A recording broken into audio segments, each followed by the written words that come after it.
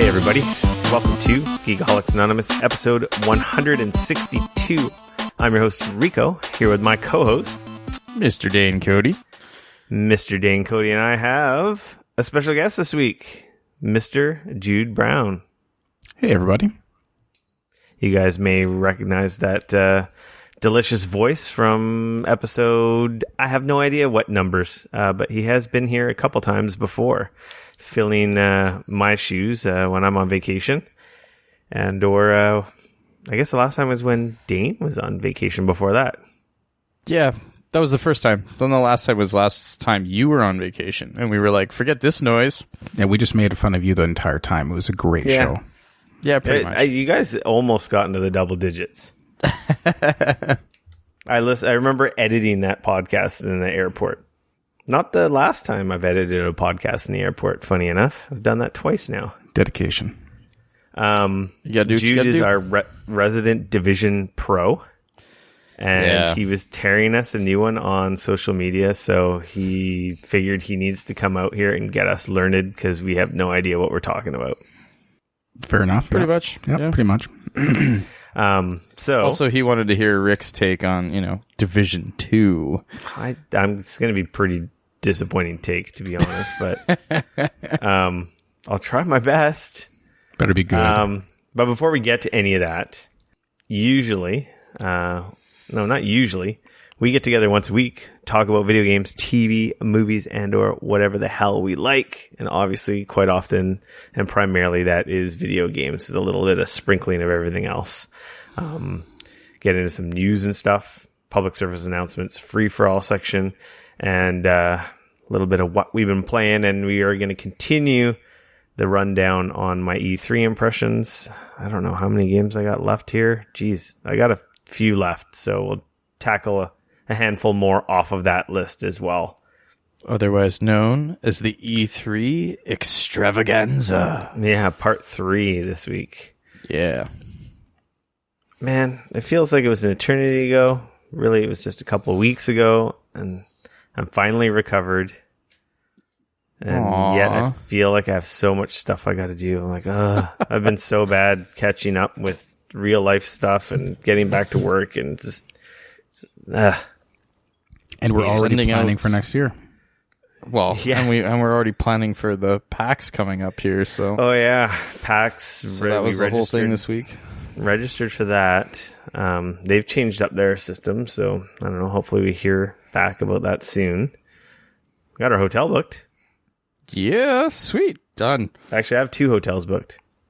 Wow, that's a little excessive, dude. I mean, I guess we could go one night at one place, one night at the other place, one night at... Well, I think I screwed up the reservation, so that's why I made another one.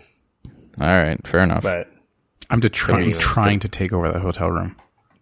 We'll figure that. We'll figure that out in time. But what happened this weekend? Anything exciting that you guys need to report back on? I can't even remember my weekend. I didn't play enough video games. I know that. I had one day off. Oh, right. You had to work on Saturday, didn't you? Yeah. I've been watching tons of World Cup, which, oh my God. We've had that on in the office when it's been on the TVs playing, which has been fun. It's a sad day for my English family. I'll just leave it at that. Why? my English? Well, you're really not paying attention. Well, no. England they're got still knocked in, out. though. I guess they're upset that they lost today. They're still in? Yeah. I thought they were knocked out. No. That is awesome. Oh, it's just whoever won was supposed to get the easier seed, but apparently actually they got the tougher seed. Yeah, that was for first place they were playing for, because I believe England has 2 wins. They do? Yeah. No, they've been doing great. They've been terrible the last few World Cups, and they finally have a good squad. Well, see, as an English fan, I saw us lose, and like, well, we're done. That's what happens every year. Just drop it. We're done. So, hey, man, at least you make it to the World Cup. Yeah. Unlike, our I was going to say country, it's but quite embarrassing that like Canada and US don't make it in, yet there's so many other teams that do. It just goes to show how much, like how important soccer is here versus in other places in the world, though. Yeah, so that's the end of the round robin.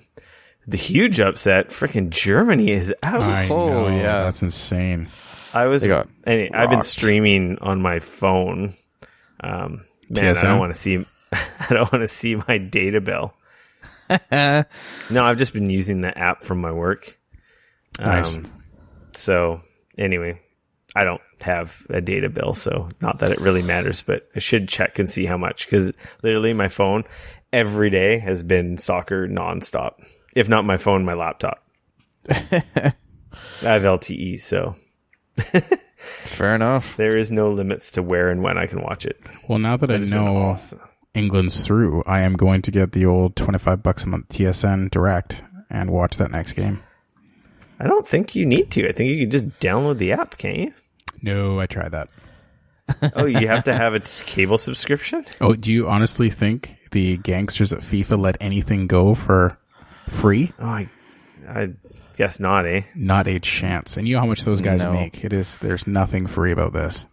No. For some reason, I thought you could stream it for free. Yeah, I guess I'm using my TV app because I have cable at home. Yeah, you're paying for it. Man, there's some quality. This is some quality teams in the knockout stages, I must say. Ugh, this is going to be rough. We play on Saturday. Who you playing? Yeah. I'm going to be there. Oh, you'll be there, but who's Portugal playing? Uruguay. Ooh. It was either them or Russia.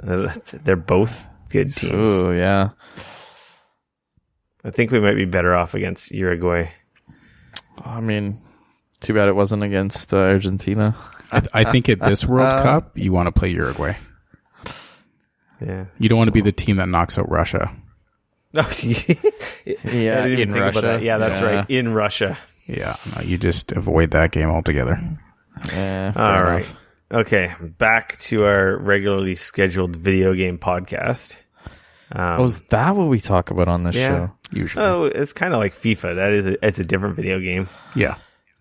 But I guess we can get into what you've been playing. I think we'll talk about everything else and then go to the division last. Sounds like a good idea. I don't have much to say about Hollow Knight, except for I'm still playing it. It's freaking huge, and it's literally, like I said, it's Dark Souls meets a Metroidvania. It's amazing. It's so good. I'm happy, sad that I skipped out on it the last year and a bit, because it's been out on PC forever. Right. But it feels so good on the Switch, so I can't be that upset. You've been playing it predominantly in handheld mode, or? Yeah, I've been playing it on the TV though too. Looks fantastic. Plays really nice with the Pro controller. That's a good controller. Yeah, it's a nice controller. Though I must complain, it's so annoying it doesn't have a headphone jack, and it's so annoying that the stupid Switch doesn't support Bluetooth headphones. Mm-hmm. Like, because I all my systems, my office, usually where I play console games, is next to my daughter's bedroom. So I play with headphones, right? And with the Switch, I can't. Well, I can. That's a lie. Because my TV has Bluetooth, and I can do my Bluetooth headphones to my TV. But it's always such a pain in the ass because they're a shitty pair of Bluetooth headphones, so they don't always pair the first time. Oh, yeah. So it's a little bit of a power on, power off until it pairs properly. Right. But anyway, that's besides the point. Hollow Knight's dope. So if you're into that type of game, what you're saying is you should play it. Yeah, it's really good. It's tough. That there is actually the thing that's keeping me from grabbing it. It's not tough, but you can't brute force your way through bosses. You actually have to kind of learn their patterns. Oh, you're not the only one to say that it's a hard game. It's actually after you kill the bosses, mm-hmm. I found that there's like a mechanic where you can refight their spirits. I don't know if it's for all bosses, but for a few of them I found, and you can fight them again. And then that is what I would call hard. They're like super fast on nitro, like pissed off, like demon versions of themselves. Okay. And those are like literally impossible. I'm like, Jesus, if that was how they were initially the first time you'd come across them that hard, I'd be like, yeah, that would be the end of that. Yeah. For me, it's just a time thing. Like when I was seeing this whole new game from the guys that did Souls from Software at E3, they announced their new game, Shadows Die Twice, and I was really excited about it. And then I heard them talking about it, and they were saying that it might even be the hardest game they've ever made. And I was like, keep in mind, this is from the Souls guys. I know. And I was like, son of a bitch. I was like, that means that I'll probably play it, really like it, but just run out of time to keep playing it. It's like I'm running into that problem with Neo, where I could play that game for 2-3 hours and barely make a dent in my progress, just because I'm constantly doing things over and over and over again. And it's like, it's not that I'm not having fun. It's just that I'm not moving forward very quickly at all. And it's just like, I've got almost 20 plus hours into that game, and I'm only on like the 3rd or 4th stage. And it's like, I'm going to be like 100 hours by the time I get to the end of it. Remind us that we are wasting our time playing video games. We don't need to be reminded. It's not just that. It's just that I think the problem for me is I don't have that much time to spend playing video games anymore. So the time that I do have, I do need to actually be moving forward in something. So that to constantly be bashing my head against the wall, not getting anywhere, kind of is a problem, because it's Plus you have a community of people, myself included, that expect you to play all of the games. Yeah, exactly. There you go. Yeah. See? All of the games. All of the games. Yeah, exactly. I mean, the Steam sale's on right now, and God knows how many games I bought off of that already. So, actually, I've never even bought a single game. But I find it personally frustrating that you guys don't provide reviews for the same games on different platforms. I think that's realistic. We'll put that in as a pip in our next meeting. Appreciate that. Appreciate that. Yeah. You know, man, my time has been so limited lately. The kid goes to bed later now, so it's like I've lost an hour lately. Mm-hmm. And it's like, actually, it's really bad. I think it causes me some anxiety. It's not that I can't play games. It's just like I've lost an hour of time to do anything. I actually find that if I go too long without having like a day where I can just veg out and actually play video games and not worry about anything else, and just seriously just like get up in the morning, pour a cup of coffee, and play video games till either my wife gets home or whatever, and it's just a day for me to do that. Are you trying to invoke hatred right now? If I don't get to do that every so often, every few weeks or so, I find that God. Like you said, like anxiety, like I feel it. Like I feel like I need that. It's a mix of hatred and jealousy. That's what's flowing through me right now. Predominantly jealousy. That's what I'm asking for. What you just described for my birthday. That's what I'm asking for. Fair enough. At a hotel room. I'm going to take it one step further. Yeah. Okay, so that's going to be what I'm up to tomorrow. So I'm really looking forward to that.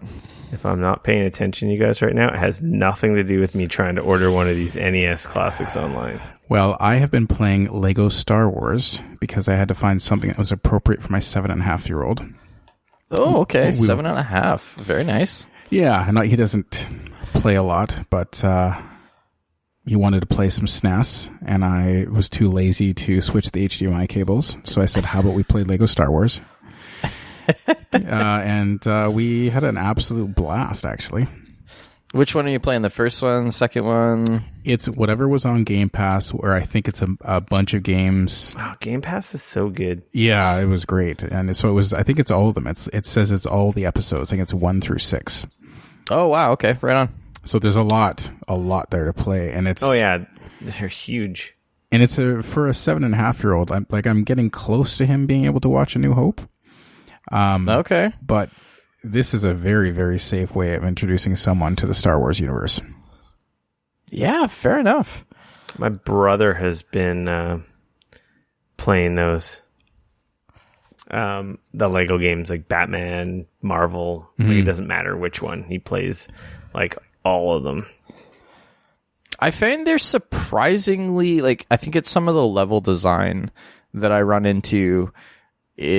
Every so often I'll be playing them, because I've got the Marvel one, I've got the Indiana Jones one, the Star Wars ones. I got a few of them, and I know I've tried playing them with my wife, and there's definitely some of those like real video gamey ass video game shit in some of those games. Perfect where jumps. like, yeah, and not just that, but like just some of the stuff, like my wife's like, oh, well, where do we go next, or what am I supposed to do? I'm like, oh, you just got to go over there and hit that lever, and she's like, how did I know? How was I supposed to know that? I'm like, because of video games. Yeah, totally. And I find that every so often there's definitely those games, for whatever reason, seem to be bad for that. That if you're not kind of a video gamer, they don't do a great job of sort of, hey, you should go over there and hit the stuff, because of course you're going to hit everything because you're playing a video game. We were stuck in the bar in that Lego Star Wars game for about 20 minutes before we finally figured out how to get to the different levels and movies. Yeah, Right. sometimes it's not immediately apparent where to go in those games. Yeah, exactly. Which can be kind of frustrating if you're playing with somebody who hasn't really played video games before, and they're like, well, where are we going? What are we supposed to do? Like, I don't understand. Like, why are we stuck? And you're like, well, that's a great question. And yeah. Well, picture That me, being we're said, playing, those are great and my games. son is like, Dad, you're a famous video game podcaster. Obviously, you're an expert on everything. I mean, you know what to do, right? And I'm like, yes, of course I do. We just need to Hold on a explore the second while I bar. look this up. Yeah, on the exactly. internet. Okay, Google. Yeah. Yeah, no, that happened to me with my wife and I when we were playing Indiana Jones Lego, and I finally was like, I'm just gonna look this up real quick, and sure enough, it was something real stupid, like, oh, you got to go over there and just hit that thing or whatever, and I was like, oh man, are you kidding me? So those games are great fun though. Once you get going, yeah, for sure. Yeah. The other thing I will say is, like, dying in them is it feels a little bit like sometimes I died. Oh, I died. Oh, I died. It doesn't really matter. Like, I was just about to ask you, can you actually really die? Because I've never had it happen where it didn't just reappear. yeah, no, that's what I mean. I think you lose some like bits or whatever it is, but outside of that, it's not really a big deal, which is both good and bad, right? It just kind of makes that some of the stuff not really meaningful, I guess, if you will.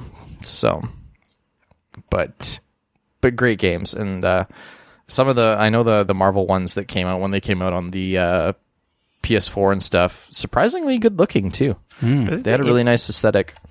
Was it the Indiana Jones one that was just on? Was that Games for Gold recently? I believe so. Mine wouldn't open for some reason, so I went back to Star Wars. Yeah, I think it was the backwards compatibility. If you guys needed an NES Classic Edition, I posted the link in the Steam chat. Just saw that. Yeah. They're still in stock. Nice. I don't need one, I'm good. but thank you Yeah, for you're thinking welcome. about us. So yeah, Lego games are dope. Hollow Knight's awesome. You've been playing the Crew 2 beta. Yeah, I jumped in the beta. They had like it's funny, I downloaded the closed beta a couple weeks ago, and then I was away that weekend and I didn't get a chance to play. And then they had this last weekend, they did an open beta. That game is interesting. I mean, we played it at PAX last year, so almost a year ago at this point, and there's certain things about that game that I like a lot. The one thing that I love about that game that I think is dope as hell is the fact that you're cruising along in a car and you just you push in on the right analog stick and then you press up and oh my god, I'm flying an airplane now. Your car just sort of transforms into an airplane and then you fly off into the sunset.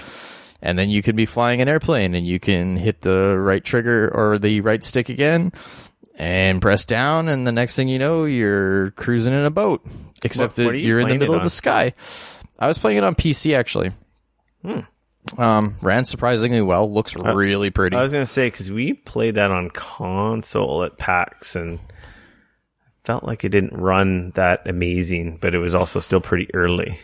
Yeah, that was like alpha. That was I mean, that's a year ago, right? It ran surprisingly well. Almost a year ago, Jesus. Yeah, it ran surprisingly well. I was really impressed actually with how well it ran.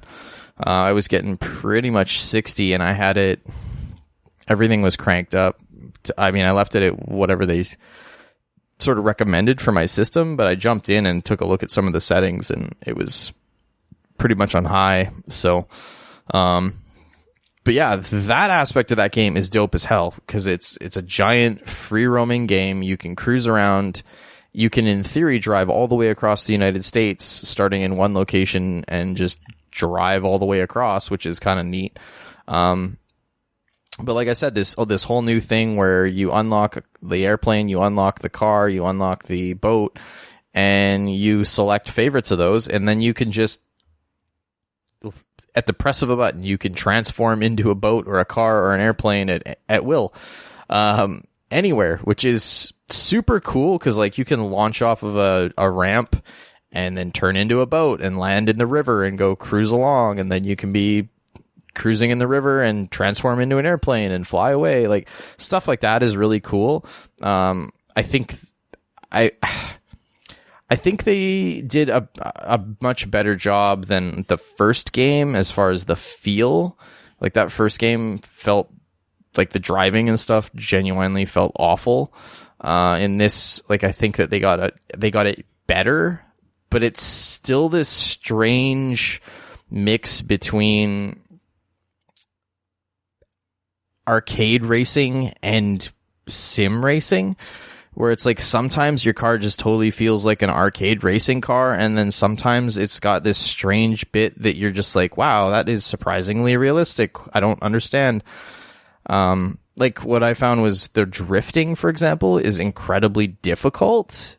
Like difficult, like it might be easier to drift in a Forza game, kind of difficult. And yet it's in there and it's a mode and it's supposed to be like a thing that's kind of in a way easy to do. But yet obviously other stuff like, hey, I've got nitro that I can shoot and it slowly recharges is in there. So it's like, it's this weird mix of the two. And I don't know if they necessarily got it quite right. I feel like the way that you can transform into a car and a boat and in an airplane, I almost feel like they should have kind of leaned harder into the arcade stuff and just kind of really went for this weird thing and somehow made that work a little better. I don't know how to explain it, but the other thing too that I will say is like I don't know if not the aesthetic, but the vibe in that game is necessarily for me. It felt empty when we played it, but again, alpha, beta, super early. Yeah, I mean, kind of hard to say, right? Yeah, and it's the challenge. I think is that when you're driving around, it doesn't feel too bad, but like when you're in a race and stuff, I appreciate that it's not just cars and lorries and everything cruising all over the place, smashing into you at any given moment, which is nice. But I understand what you're saying. Like, it's supposed to be this giant open world game. I mean, Burnout Paradise felt incredibly alive and vivid compared to a lot of other games that try to do the open world thing. But yeah, I don't know. It's weird. I'm kind of on the fence with it where like there's a part of me that feels like maybe I should play a bunch more of this and maybe it would kind of really sort of grow on me. And not only that, this is an Ubisoft game, so there's a good chance that they're going to support the shit out of it for the next like 2 years, and it's probably only actually going to get better. But there's the other part of me that's like, do I really want to play a game that I don't necessarily feel is like solid, where there's actually great racing games out there? Yeah, I don't know. It's kind of a strange thing where I'm on the fence with it. So this is also coming from a guy that like I tried to play, was it Forza Horizon, the first one? And it felt strange because the sim aspect of that game seemed really hard as far as the driving component went. but yet here I am like driving across a field because I can, and it just felt really strange that the dynamics and stuff were there and the cars handled like a Forza game, and I expected them to, but yet it was supposed to play like an arcade racer, and I don't know, like, and I don't know if that's maybe just I needed to. You got to play some of the more recent Forza Horizons. Oh, they're so good. Yeah, and there's Forza Horizon 3 is awesome. And I'm I never played the first one. Yeah, that's funny. So like there's a part of me that feels like maybe I need to give them another chance. I don't know. But I mean, this is also coming from somebody who absolutely loves like the mainline Forza games. Although as sad as it is, I actually own the newest one and I haven't even like installed it yet, which I need to do.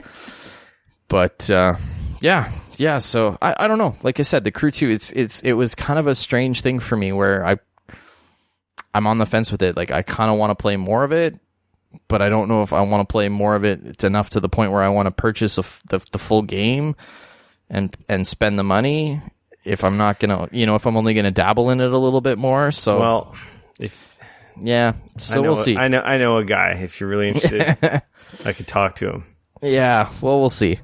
Let me know. Yeah, for sure. So that's kind of what I've been playing outside of The Division. I was like, you say you know a guy? Do you mean a Ubisoft guy? Yeah. Or I better get that Division 2 frickin' beta.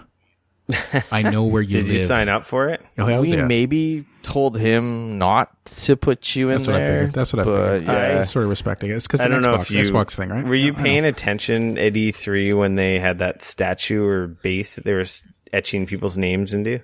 No. I didn't really think of registering while it was announced at the show floor, but it seemed like a high percentage of people I know and the person who I know. I don't know if it was very random, the names of people that got onto that statue. It sounds like some of them were fairly random and some of them were not so random. Yeah, I had really spotty internet, so I didn't think that it was like a pressing thing to register. And then by the time I realized, oh, this is cool, they're like etching people's gamer tags or names into this statue in the lobby of the convention. Yep. And I was like, oh, well, I'm sure that ship sailed by now by the time I realized. So I didn't end up doing it till I got back. Yeah. Well, they're going to need a lot more people in that beta than they can put on that statue. Oh yeah. Yeah, that was the Lego Star Wars you were playing. Was the complete collection. Yeah, all six of them. There it is. All yeah, three. That's what it was. There's only 3 Star Wars movies. Yes, of really? course. Yeah. Because in Rick's there mind. seems to be a lot more than that. No, there's only 3. 4, 5, and 6. Gotcha. Yeah, understood. And then there was also 1, 2, and 3, and 7 and 8. They never did 1, 2, and 3. And then a couple What about offshoots. 7 and 8? I mean, those ones are good. They're fantastic. 7 and 8 are good. 1, 2, 3, not so much. I know he was talking about maybe making them. Okay. Hey man, if it wasn't for 1, 2, and 3, my wife wouldn't have got into Star Wars. So Really? Oh, yeah. Okay, let's move along. So the Division, as you alluded to, Dane. You guys have obviously both played more than me, so I reinstalled it. Yep. Coming fresh back from E3, playing the Division 2, and going, oh man, that was a really rad game. And I have barely touched it since the initial 2 or 3 months that we were like super infatuated with it when it came out. So I haven't played any of the DLC, any of the season. I have the season pass and the DLC. So I booted it up, and it's just like, here's what's new in this patch. Here's what's new in this patch. Here's what's new in this patch. And it's like, okay, that all means nothing to me. Mm-hmm. And I got a bunch of chests of gear that was like supposed to get me up to snuff. And, after figuring out how to open this stuff up and looking at the gear and putting it on, it's like, okay, I'm like gear score 276, I think I am. Oh, and then wow. I'm just like, I don't know what to do now. You're higher than me. Okay, I'm like, at 291. Everybody calm down. Nice. What's the cap? 300? 291. Oh, that's the top. Okay. Yeah. So now that I've done this, and it took me an hour to just get in, get sorted, figure all this stuff out, what should I be doing? Like, I've beaten the campaign, and I really had no idea like where I should go. I haven't done any of the DLC or any of the season pass content, whatever you want to call it. And I'm just like, I don't know what to do. It's like, okay, what's this outbreak thing? And then what's the terminal? And like, I don't know what to do. I felt like it didn't do a very good job of telling me what I should be doing. So I want to interject here real quick and just say that I may or may not have bought the Seasons Pass because it was $10 right now on Steam. So, Nice. So now you have all the content. yeah, exactly. So that question goes to you, Jude. Well, to me, I mean, the reason I play at this point, because I've done everything, is I just play because that's where my friends are. And we get together, and I got a bunch of guys in at work from it, so we get together, we run missions. So we're usually running noobs up, so it sort of cheats them out of the storyline, but we get them up to, 275 to 285 pretty quick so they can join us so that we can do the bigger things like... So what's the bigger thing? Is that the incursions? Incursions, legendaries, those sorts of things. The underground is an absolute blast. It's awesome just cruising around the dark zone, getting your ass handed to you by people who that's all they do. Hunting rogues is really fun. Ever since one of the last couple updates, when someone goes rogue, everybody gets notified. So you get on a Friday or Saturday night when there's lots of people playing, you'll just have roaming, basically police going around looking for rogues. And then, of course, that makes it really fun to be a rogue to see how long you can survive. That's when you're in the dark zone, obviously. Yeah, in the dark zone. There's groups of people who have changed their handles in the game to, say, my handle's Arctic Fox. So it'll be Arctic Fox _div police. And all these people have _ div police, and they'll just go in looking for rogues. Challenging people to do something wrong. That's sort of the fun. I have some of the names wrong, but there is one, if you have all the content now, there's this incredible PvP thing. It's essentially capture the flag. It's out of the terminal. It might be called Last Stand. There's a couple that I get mixed up. There's a survival one, and there's one that's 20 versus 20. And it's both of them are fantastic. The survival one, the name escaping me right now. I guess I could use the computer, but it's an absolute blast. You start with nothing. And if you're running around at 280 plus and you've been doing that for a while, and then you whip over to the survival mode where you start with absolutely nothing and it's totally foggy and you're just trying to find an apple so you can live another 5 minutes. It's just completely different. And the underground, the missions are different every single time because it's one of those auto-generating dungeon sort of things. Okay, so can you do that on your own, or do you need a group for that? Everything I've said you can do on your own as a group, but as everyone will tell you, it's way, way more fun if you have a crew. Because I understand, when you get to the original end game content was redoing the story missions that they would randomize every day on challenging. Right. So then you would get better loot and stuff. And I saw that stuff when you go to your map and you look at your mission log. It shows you all the kind of stuff you can do, like the weekly stuff you should do, the daily stuff, and the incursions. And I'm like, well, I'm playing by myself, so I don't think I can do any incursions. You can. You just have to go and look for once you go up to it, there's a mechanic to find a group. Yeah, it auto matches you with other people, but it's I wouldn't touch an incursion until you knew what you're doing, and you don't. Yeah. Yeah, because those are little mini raids or dungeons that take some coordination, right? Mini raids, yeah. It's just if you get into a group of people that are good and you have the wrong build or you don't know, it's just like playing a World of Warcraft and you're a healer but you have no idea how to heal. It's just everyone gets mad at you. Okay, so yeah, right. So the expansions were the underground. So the underground's just random dungeons, basically. Yeah. I mean, there's different things, but why the underground special is for when you're in the division and you got your little map to the top left and it tells you where people are coming, and then you've got your abilities. You can throw your turrets, you can throw your seeker mines, whatever. Well, when you're in the underground, to ramp up the difficulty, they have certain game modifiers. So all of a sudden, your map no longer works. So you're inside this dungeon, bullets are coming from you everywhere. You can't see anything, but you have to hunt all these people down. And then on top of that, they've got the running interference, so you can't even run any abilities. So if you're like me, and in my crew, they call me Fire Mage. I'm a Fire Crest guy, so I'm a skill build. So everything that I do depends on me basically using magic. And when they throw that thing on that stops me from using magic, I've got a pea shooter. I'm useless. So it makes it super, super hard. But it's great because if you're used to walking around like a god, all of a sudden you walk into this thing and they throw the modifiers on and it's really, really hard. I feel like I got a Firecrest gear set. Yeah, you might. That's the other thing. So you mentioned Outbreak. So Outbreak's a global event, which I believe they have global events or something similar in Destiny, right? Yeah. Yeah, I think it's a very standard thing. So global events, so that's where you get your classified gear sets. And so with green gear is... Yeah, like one was like get headshots. Like there's just ones that that's what Outbreak is, yeah. You'll checkbox some of these things as you're just doing other stuff, right? Yeah, but every single global event, you get global event currency. And a global event will last about a week. It'll go like Tuesday to Sunday sort of thing. Mm-hmm. And then you can go to the global event store, like whatever vendor or whatever. Vendor, yeah. Thank you. Global event vendor.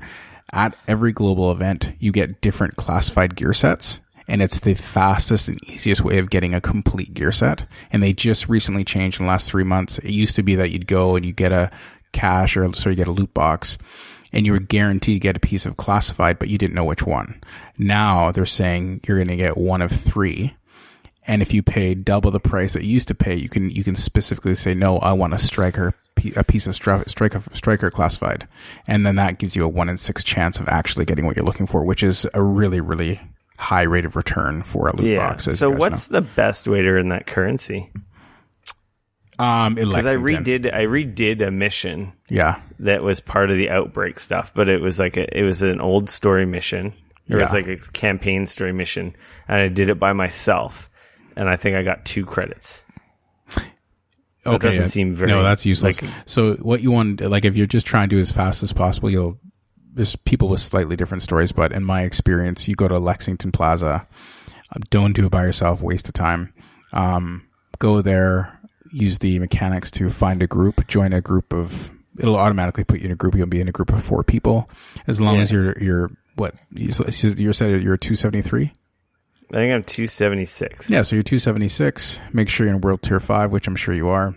So how do you do? Is there a button you click to change that? That's what I didn't get. Oh, the World Tiers? You pull up your map, and in the top left corner, you can change it. Because I'm at World Tier 4 right now. Gotcha. And I can change. I think I'm at like 255 gear. Or 260, something like that. Because I think I'm 1.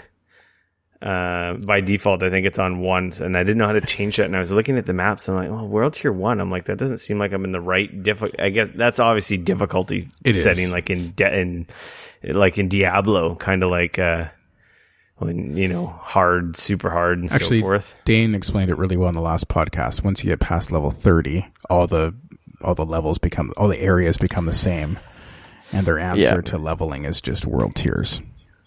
Yeah. Right. So like World Tier 1 is just base, everything's level 30. Yeah. So that's World why Tier 2, everything's 31. World Tier 3, then they're 32. World Tier 4, they're 34. And I think World Tier 5, everything goes up to like 35 plus, if I remember correctly. I because I haven't done this in so long, I don't have any recollection, but like where I fly around, I don't see anybody less than 273, 275. I mean, that'd be pretty rare. All I would say is crank it up to the hardest thing you can do as soon as possible so you can get the good gear. And if you're doing GE, then go to Lexington Plaza.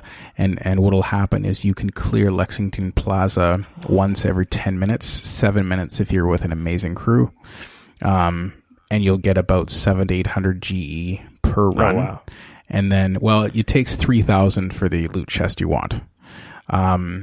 And you'll run with that crew for about an hour. You try to, or however long it takes, but you try to get 10,000, which I believe is the max you can carry, and that's usually your night. And it's not like super fun if you've played a lot of Division, because it's just the same thing. And you're very everyone knows. It's like Destiny, you're grinding strikes. Exactly. Yeah. When I run with my guys, we were all assigned different people. We know exactly where to go. Usually it doesn't go off the rails, and there we go. The season pass content is new game modes. There isn't necessarily new story content. No, there's a tiny bit of extra story content in some of the game modes, which is there's always there's Rick Velasquez, who's the pirate radio show announcer. And so you hear more stuff from him in some of the areas. He's a total It's like, what game was Grand Theft Auto 5, the big, huge Canadian guy. He played, what was the total badass guy in Grand Theft Auto 5? Balding on top. He was like a drug addict. Trevor Phillips. Trevor. So Trevor Phillips is a Canadian actor. I forget his real name. He won a zillion awards for that role in Grand Theft Auto 5. He's in the Walking Dead. Yeah, he is in The Walking Dead. That's right. And he got that role because of Grand Theft Auto. But anyway, my point is that guy kind of stole the show. Rick Velasquez kind of like that in The Division. Sometimes you'll just stop in a room to listen to him talk because his voice acting performance is so good. It takes you into the game. Like, the guy comes across as passionate. He comes across as hurt. He really brings you into the game, in the environment anyway, in the universe. It's pretty awesome. And so some of the new game content, there are new recordings from Rick Velasquez, which is cool. So I want to, now that I'm kind of caught up, I do want to do the underground or Last Stand or these GE or global events, but I'll just match up with randos. And the global event, just think of that as the fastest way to get classified gear. Even better gear. Yeah. And you said 291's the max? It's the max. Yeah, there's a few things I could tell you about that, but that we'd waste in the 45 minutes on the podcast. I'll tell you offline. That's such a weird number. I know, right? It is, but also it's something you don't get carried away from. Like, I could run into a 275 who knows what they're doing and has all the right weapons and everything else, and they'll just wipe the floor with me. No, fair enough. You know what I mean? Like, so if I'm in the 270s, I can do content that a 290 can? I'm sure you can. Yeah, definitely. Yeah, I did notice when I was playing though, I'm like, man, this game looks so rad. And I think me and Dane talked about it last week. Like, they've optimized, my frame rate is like 10 to 20 frames higher than it was when this game initially came out. Yeah, it's a really nice place to just walk around and I mean, when you have time, go to the north end of the dark zone. That is dark. Holy, the artists who came up with that area are some dark, scary people. I don't think I've ever gone there. I think I've only gone like halfway in the dark zone when we were playing it quite a bit. Well, it's a pretty dark place everywhere, but in the north it gets really... You can't really lose anything in the dark zone. It's just the stuff you pick up there, right? That's why I love The Division. Like, I'm not a big, massive... Well, until PUBG came out, I wasn't really a PvP person since Quake, really. But I love PUBG, and I love going to the dark zone because there's nothing to fear. Is there a lot of on-the-fly alliances made? Yes. Or is it just if you see someone else, they shoot you? Oh, no. There's, I would say 7 times out of 10, nobody bothers me when I see them. And often because in the start, I feel like that's how it was in the early days, too, of the Dark Zone. It's like most people weren't dicks. Mm-hmm. And then clearly you'd come across someone that was like super geared and they're like, haha, fuck all y'all. Yeah. Well, and those definitely. People, too, like, they'll get one person and then boom, there's markers around their entire crew. And now everybody's looking for them. Yeah. And what's the incentive of killing them? Besides taking the gear they got? I think just combinations. I think they're just like you can get cosmetic rewards. Maybe you'll get a cash or something, but you don't immediately get something. Okay. As far as and that's the other question. How do you get those cool freaking masks? GEs. So what they do, this is such a brilliant way they've done this, right? So they have GE leaderboards. And my first thought when I heard GE leaderboard was, okay, well, that sucks. I'm not going to get the high score. All they do is they say, if you score X amount of points in 1 hour, that's your rate. And the higher your rate is, the higher you're up on the board. And it's not you versus, it's a golf game. So if you score above this, you get this. If you score above this, you get this next tier. And so... Oh, that's pretty cool. It actually makes it fun. So you go to Lexington, you get a good crew, could be randos. I found that the best people I've ever played with ever in that game are always randos. They wipe the floor of the people I play with, and there are no slouches. But you get into there, and you do that for an hour with a bunch of randos, just farming super fast, and you'll probably get a mask by the end of the GE event. So it's a reward at the end of the global. Yeah, after the whole thing's over. But you can you can try really hard and do really bad, and it doesn't affect your score because you just have to do good for 1 hour. Oh, okay. Which is really, really a really cool way of doing it, in my opinion. That is pretty cool because it saves you just wasting tons and tons and tons of time. You can kind of jump in and go like, all right, I'm going to go super hard for an hour and hope for the best. Yes. And actually, Yeah, to your cool. question earlier, Rick, you said like, okay, so can 273s play all the content? For sure, 100%. Yes, they can. The guys at work, they showed up, like level 11, and we would go through World Tier 5 on challenging or even legendary. We would just only one of them. We can't do two of them because we die. Yeah. We just tell them to hide in a corner. And then every time we kill someone, they'd be like, yep, I just leveled up twice. And by the end of the mission, they're level 11. You know what I mean? Yeah, that's like power That's like leveling in Diablo. Yeah, Okay, exactly. so- I was just gonna say, yeah. It's kind of Maybe screws we them for the story missions, but it was really nice just to get them up to speed so that we could start doing the harder But levels. for someone like me who's already beaten the content yeah. on one platform, Yeah, exactly. that's not so bad if I wanted to get a character up to level 30 on Xbox. Well, that's exactly, yeah, we could have you up to speed in 3 days, especially somebody like you who knows what they're doing. Yeah, I know what I'm doing. I'm a professional gamer. That's me. Maybe Kind of like podcast. 4 or 5 days, but It might take 4 or 5 days. That's right. Now We I have feel quite a so- few people in our Xbox crew, so there's usually someone every night who can run feel you so through. learned. I So will learned. say, as I've been playing my Xbox more and screwing around with Game Pass, I'm really liking the dashboard more. I love the And- dashboard now, And and I hated it. I can't stress how good Game Pass is. Yeah, it's pretty amazing. It's like that you don't need to buy any games. No, But the funny thing is like I still will. State of Decay. Yeah. fair enough. They've sold like tons of copies, and same with Sea of Thieves. They've like sold more copies than they expected, even though these games are included in their monthly subscription service. Okay, I know we're going off the rails here. So Sea of Thieves, I understand. It looks gorgeous. The content is nonstop. We all knew that would happen. They're going to totally division this whole thing. Or Ubisoft, I should say. Have you guys played State of Decay 1 or 2? I played 1 and I liked it, and I have 2 installed, and I've been meaning to go do it. I just can't get into it. Yeah. So State of Decay 1. I really liked the first one. Well, but it was an independent game, right? And it was on, what was it on? It and was like, it still is. and it still is, but like They're not a the biggest studio on tiny Dead little Labs. studio. It was a $30 game when it first came out. For what it was, it definitely is very impressive. But I jumped into State of Decay 2 and I fell for the hype a little bit, thinking this is like, it's not a AAA title, but they seem to be pushing it. Well, they're just desperate for titles, obviously. Yeah, I think it got a little overly It hyped. was so glitchy. I was playing with my buddy Vish, and we had to just hang it up because the UI on the screen kept disappearing. And there's this weird co-op thing where he could only see some chests and I could only see some chests. And if they were trying to force us to play in a certain way, it was not working. It was not intuitive. And it was just, we got super annoyed. And we're like, okay, we're done. And we never came back. That sucks. Yeah. I After assume a lot of that hearing stuff will about probably be patched out. after hearing about that game, I've just realized it was not for me. So Yeah, it's just kind it's of a little bit of a management sim game. Totally. a lot more resource management management. sim than I think people sort of at least initially realized. That's for sure. With janky combat and driving. Yeah, which I was like, no, I'm good. I did not like my I jam. did enjoy the first game. I think I beat the first game. I played the first one on Xbox One. It was one of the first early games when the One X was new. Fair enough. I think that's it for what you've been playing. I guess we can get into news and stuff.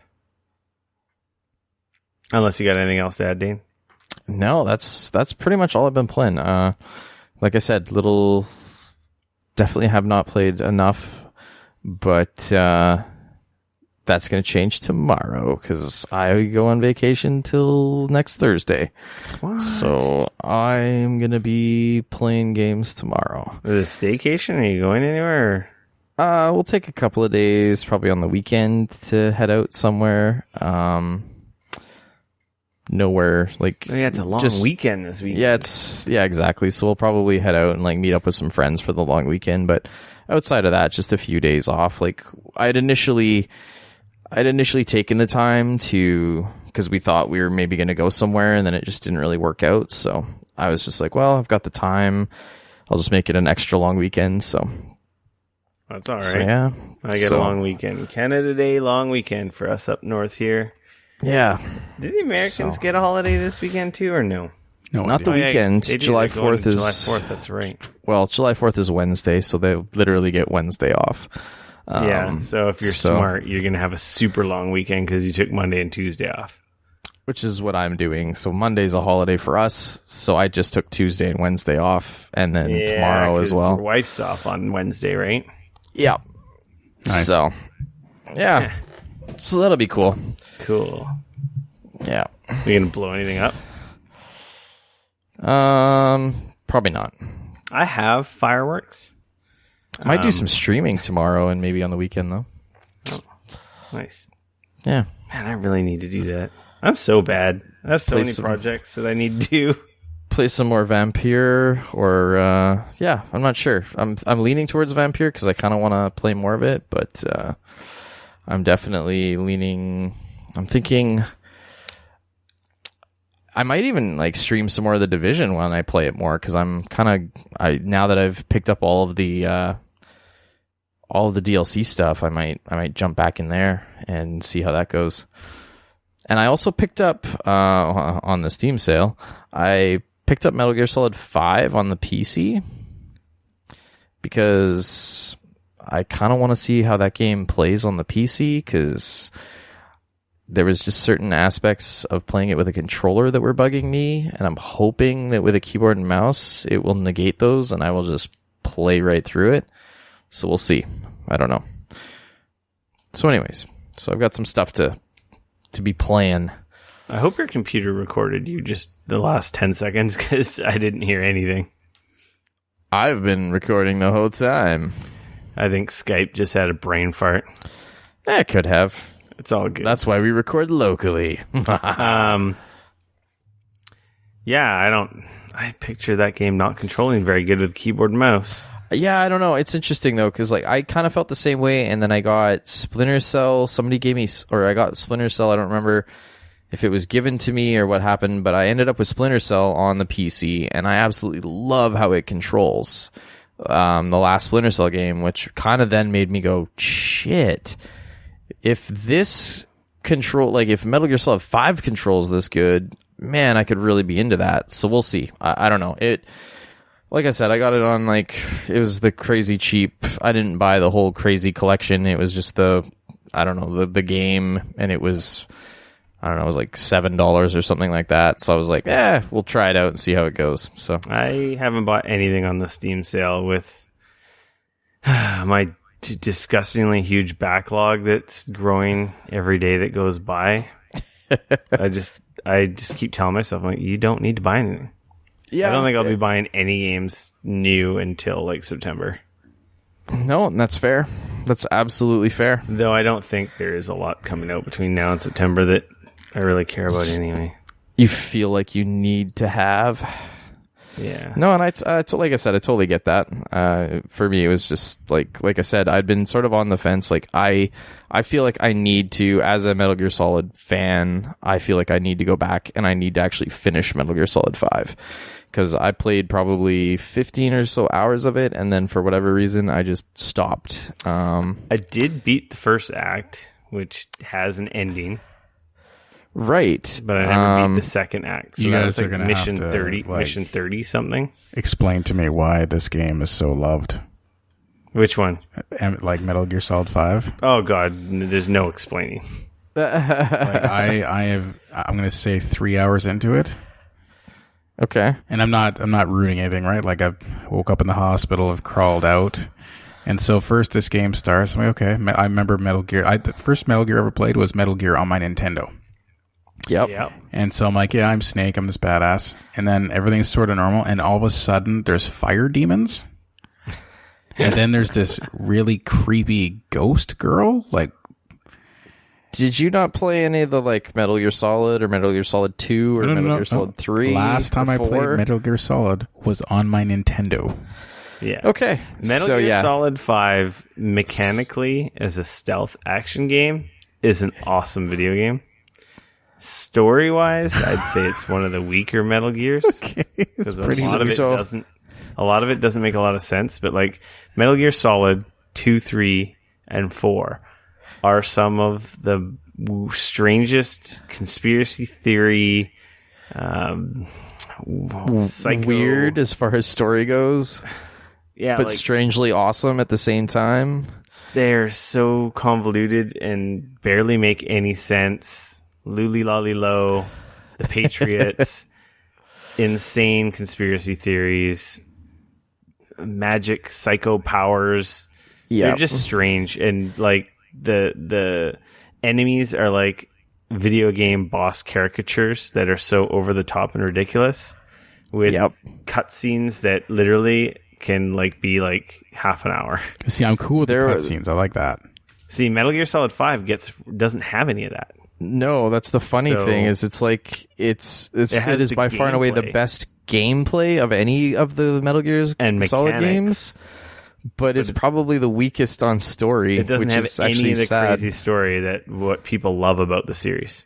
Yeah. Oh, okay. Like Metal Gear Solid 4. It's like anime, right? It's like you love it or you hate it.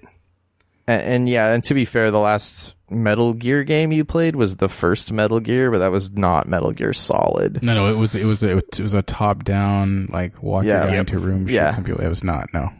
Yeah, and that was Metal Gear, and that was right. You're right. Yeah. Yep. But yeah, no, honestly, like I think it would be probably hard to go back and probably play Metal Gear Solid 1 and 2 at this point, and 3. No way, Metal Gear Solid 3 is fantastic. I don't know, man. I tried to go back and play it a while ago. Metal Gear Solid on GameCube is freaking awesome.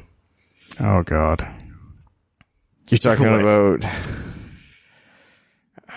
If you can find a copy, very hard to find now. I think You're talking about Twin Snakes, right? Yeah, the remake they did on GameCube. That was great. Yeah. There's the Metal Gear remastered on PS3 or PS4 even, I think now. So you can play those you're older right. games. No, I'm just saying I don't know how well they would hold up. That's all. Gameplay wise, I don't think they really stand up. Yeah, that's all I was saying. The crazy cutscenes and story, and it's so Japanese and strange. Oh yeah, there's a monkey in a diaper in Metal Gear Solid 4. Yes, yes, there is. But Metal Gear Solid 5 honestly has some incredible gameplay. Like it is like an incredibly well done open world stealth game with some really cool mechanics. I'll and like give it some more time. I promise. Yeah, once you kind of get past that initial opening weirdness bit, it does have a weird opening though. Like it really does. I thought I had the wrong game. I was like, there's no way this is the thing that was game of the year. Not a chance.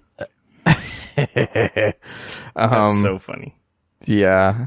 That would be quite the shock, not knowing anything about the franchise and jumping into that. That's what I was just thinking. Think about all the people on Xbox who are going to try Nier for the first time. Oh, and by try Nier, I mean try a Japanese video game for the first time. Oh, there's Japanese video games on that platform. Come on. Yeah, I wish I don't know. I might have to get that game again on Xbox, considering that I've barely played it on PS4. I need to get back to that game. I'm like 15 hours in. Yeah, so we'll see how that all goes. Too many games. But, okay. Exactly. Let's get into the news. So, I don't know if you guys saw this last week, but a bunch of popular streamers got banned for playing copyrighted music on Twitch. You guys know who Keemstar is, right? No. Nope. What? I'm not like super down on like the whole Twitch he's a YouTuber. Being cool. Oh, I'm especially less down on the YouTube kind of scene. proud that we both don't know. Yeah, I guess that is kind of a good thing. Yeah. Anyway, I think from what I understand, it's him or another group of guys. They put together like tournaments between streamers. Okay. Every Friday, and I think they were doing Fortnite or something. Probably. And a bunch of them were, I guess, streaming some popular song from some rapper, Juice WRLD. I don't know, man. Anyway, They all got slapped with like DMCAs, and their Twitch accounts got suspended. Wow. I'm not surprised. I'm surprised it took this long, to be fair. They got kicked offline, and I think they've all been reverted by now, and everything's back to normal. But apparently the rapper wasn't happy about it, but it was his label that did it. Right. Just to also kind of show a disconnect between the rapper and who owns the content. Well, their label owns the content. That's the problem. Yeah. So what I don't really care about the streamers, and I don't care about them. Like, what do you guys think of that? Like, can we just break this down? Like you said, this seems totally overdue, eh? Like, I'm surprised this hasn't happened yet. But this is a recording of people playing video games together, correct? Yeah, they're streaming on Twitch, but as most popular streamers do, because they're boring and not entertaining, they play like popular music in the background. Are they talking?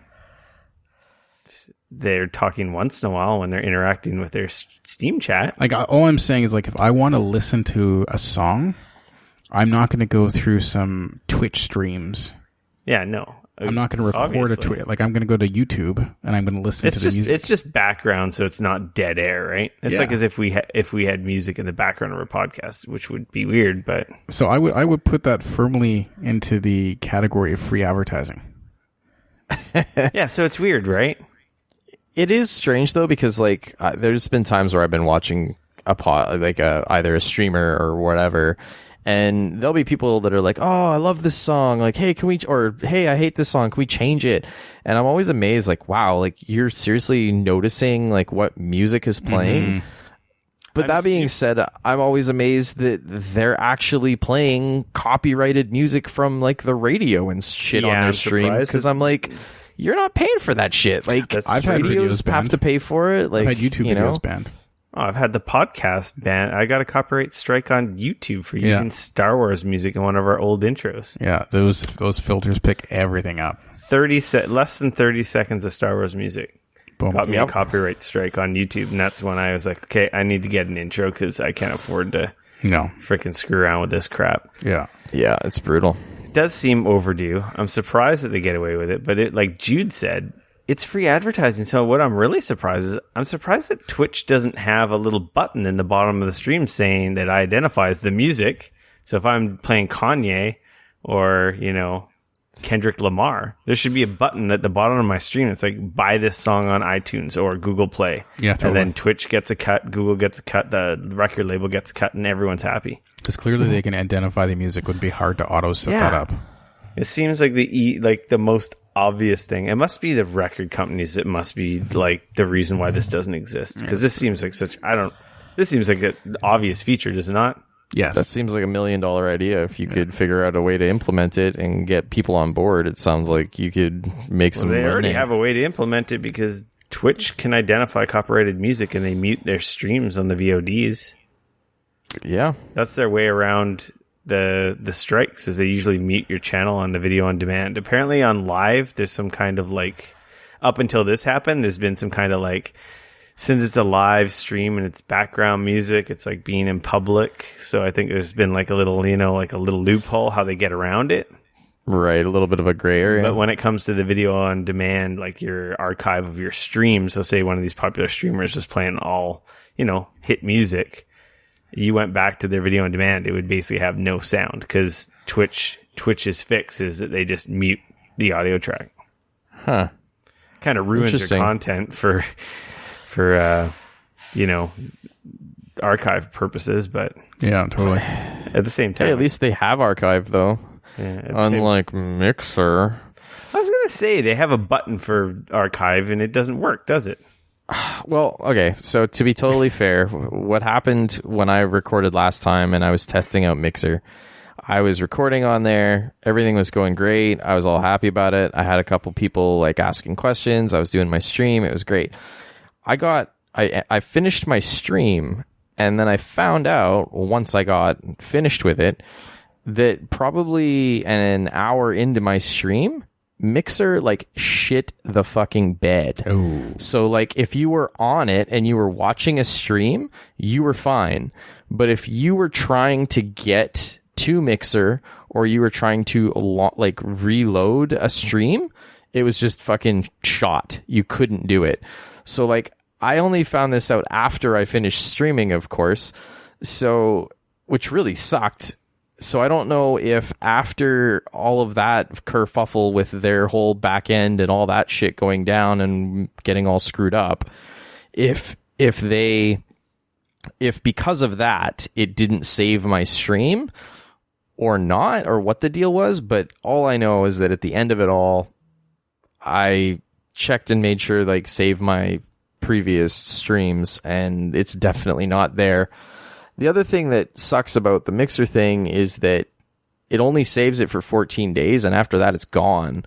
Whereas at least on Twitch, I can add clips to my previous past, and I can keep those up there, and they'll stay there for a long time. Obviously, I think you only have a limited amount of them if you're not a Twitch partner, et cetera, but at least those are there. So, like, when I go to my Twitch page, like, sure, I haven't put anything up there in a while, but at least I've got a bunch of shit up there still that's not going anywhere. So that right there, which actually which kind of sucks, is like that would make me want to go back and use Twitch over Mixer just from a archival perspective moving forward. I also don't know if there's a way that I can easily or automatically upload to YouTube from Mixer. So there was a setting or a button, and when I was playing around with it a couple months ago, it didn't work. Yeah.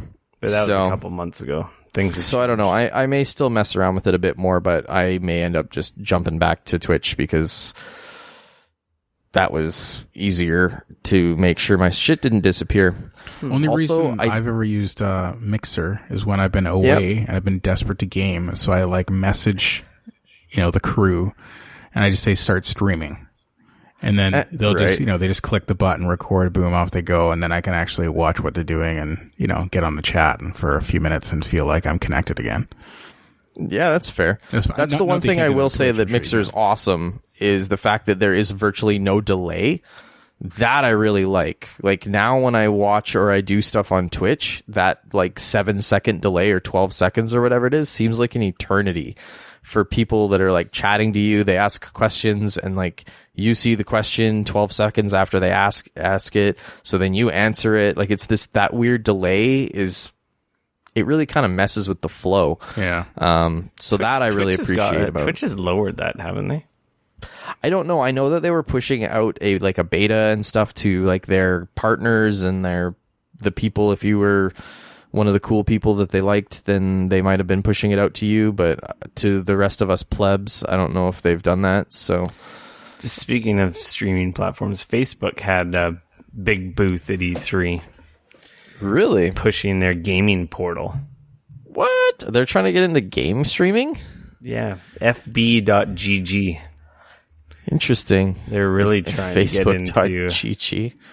They're really FB.gg. Yeah, they're really trying to get in on it. Obviously, they're seeing all the money everyone else is making. I don't know. I feel like that ship has sailed on. It's kind of like the Netflix thing, right? Unless Twitch really screws its community over. It's like I find it very hard for anyone to play catch up, let alone surpass them. Yeah. Yeah, I mean, it's interesting because like look at how much money YouTube threw at it a couple years ago at PAX. Like, what was that? 2 PAXs ago? Not last year, but the year before. Like YouTube, the YouTube gaming had a huge booth, and they were trying so hard. And then this last PAX, they were just gone. Like they just weren't even there, or if they were, it was a very small presence. Yeah, like the YouTube gaming presence is really only during the stage show at E3 now. Yeah, and now, and like last year, Mixer had the huge booth that was trying to compete with Twitch. Mixer did have a huge booth at E3, I will say that. Yeah, I've heard that they're pushing pretty hard with. They did a lot of live stuff. streaming from the show floor. When you're on your Xbox, you see it constantly. Yeah. Oh, really? I'm actually, to be honest, that's the only complaint I have about Xbox.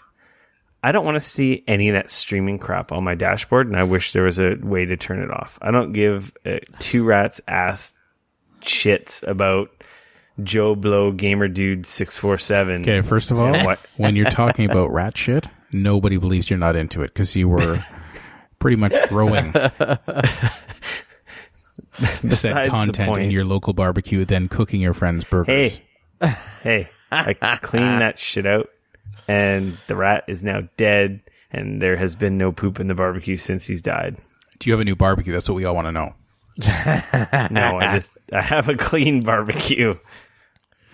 I just want to point out that you're Portuguese. I'm not putting anything together there. I'm just letting everyone know. Hey, I have a Weber. It's a nice barbecue. Don't just throw that out because a rat shit in it. Come on. Yeah, that's right. Actually, that was funny because when I was... Now we're going off the rails here, but if you missed a couple of weeks ago, I told the story of how I finally caught my barbecue rat, who would kindly crap in my barbecue every night, which is what Jude was alluding to. When I first searched, because I was failing getting rid of him, like with my traps, it wasn't working.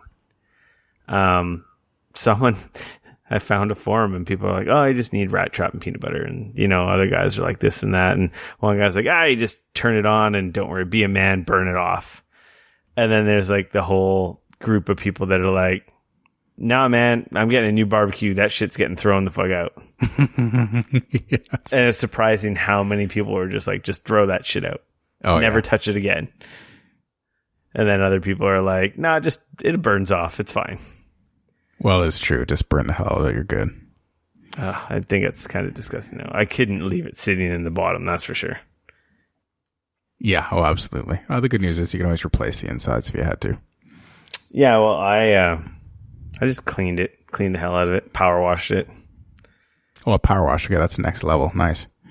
Yeah. Now, speaking of going to the next level, we should move on because we're an hour and 12 in and we're not even halfway through the show. Yeah. It's all good. So PUBG pulls out of their Fortnite lawsuit. Not a lot to say there. We called that lawsuit pretty freaking dumb when they announced it. Make games, not lawsuits. End of story. Yeah, like talk about a bad look for like suing Fortnite because Fortnite like is the hottest thing right now and leapfrog them. It just seemed like a very petty move. Very. I guess at the same time, they're based on the same engine. The engine that you license from the person who made the game that is more popular than yours. Yeah. There might have been some hooks, but at the same time, it probably would have just got thrown out. Just at the end of the day, and I don't play Fortnite, I only play PUBG, but like one is just crushing the other one. They look totally different. They're very different to play. They feel different. And one's free. Yeah. The crazy thing about Fortnite's success is it's making so much money. It's free. And it just like, if it doesn't highlight to everyone out there that if you make a good game and you make it free and you monetize properly, that you could just be the biggest thing on the block. Oh, it's totally doable. Like, it just, like, loot boxes, go away. And not to pull it back to the Division, but like, we really care how we look. Yeah, and that's all Fortnite is. Yeah. It's just costumes. $10 or $20 costumes. And people are spending money like crazy. There's some report that leaked out somewhere that they're saying the average person who spends money on Fortnite, I've spent 0 cents, spends $86. That's more than if you were to just buy a retail game. Yep. They're killing it. Moving along. Uncharted creator Amy Hennig has departed EA and her Star Wars game is on the shelf. Are you familiar with this person, Jude? No, I'm not. I'm familiar with the game, of course. So she is like one of the lead writer creators of Uncharted. I think it has her as the creator of Uncharted, but I believe that was like co-creator with some of the other guys from Naughty Dog. Right. I could be wrong on that. So that was like her big, Uncharted's a fantastic franchise. Amazing game. On PlayStation, it's like one of their tentpole like that's a console exclusives. Seller. Yeah, and she had a huge part in the early couple of I think she was on 1 and 2. I think she was gone by 3, if not halfway through 3. And there were some stories about when she left there that like stuff happened, but nothing's really ever come to light. But it was, everyone's like, oh, we wish her the best. But there seemed like there was some other stuff going on, whether we'll ever hear or know, time will tell. So she went over to EA and was working with Visceral. I believe it was Visceral on the Star Wars game. And the studio was shut down last year. There was stories of problems with the new Star Wars game that she was writing, and that's what she's known for, is like writing and creating these worlds, right? So everyone was pretty hyped because they love Uncharted. Hey, the person who created Uncharted is making a Star Wars game? That sounds like freaking ding, ding, ding, winner to me. Yeah. And then shit went dark. The studio got shut down. And I guess just recently, yesterday and the day before, she was actually able to say what's going on now. And she's basically been out since January. And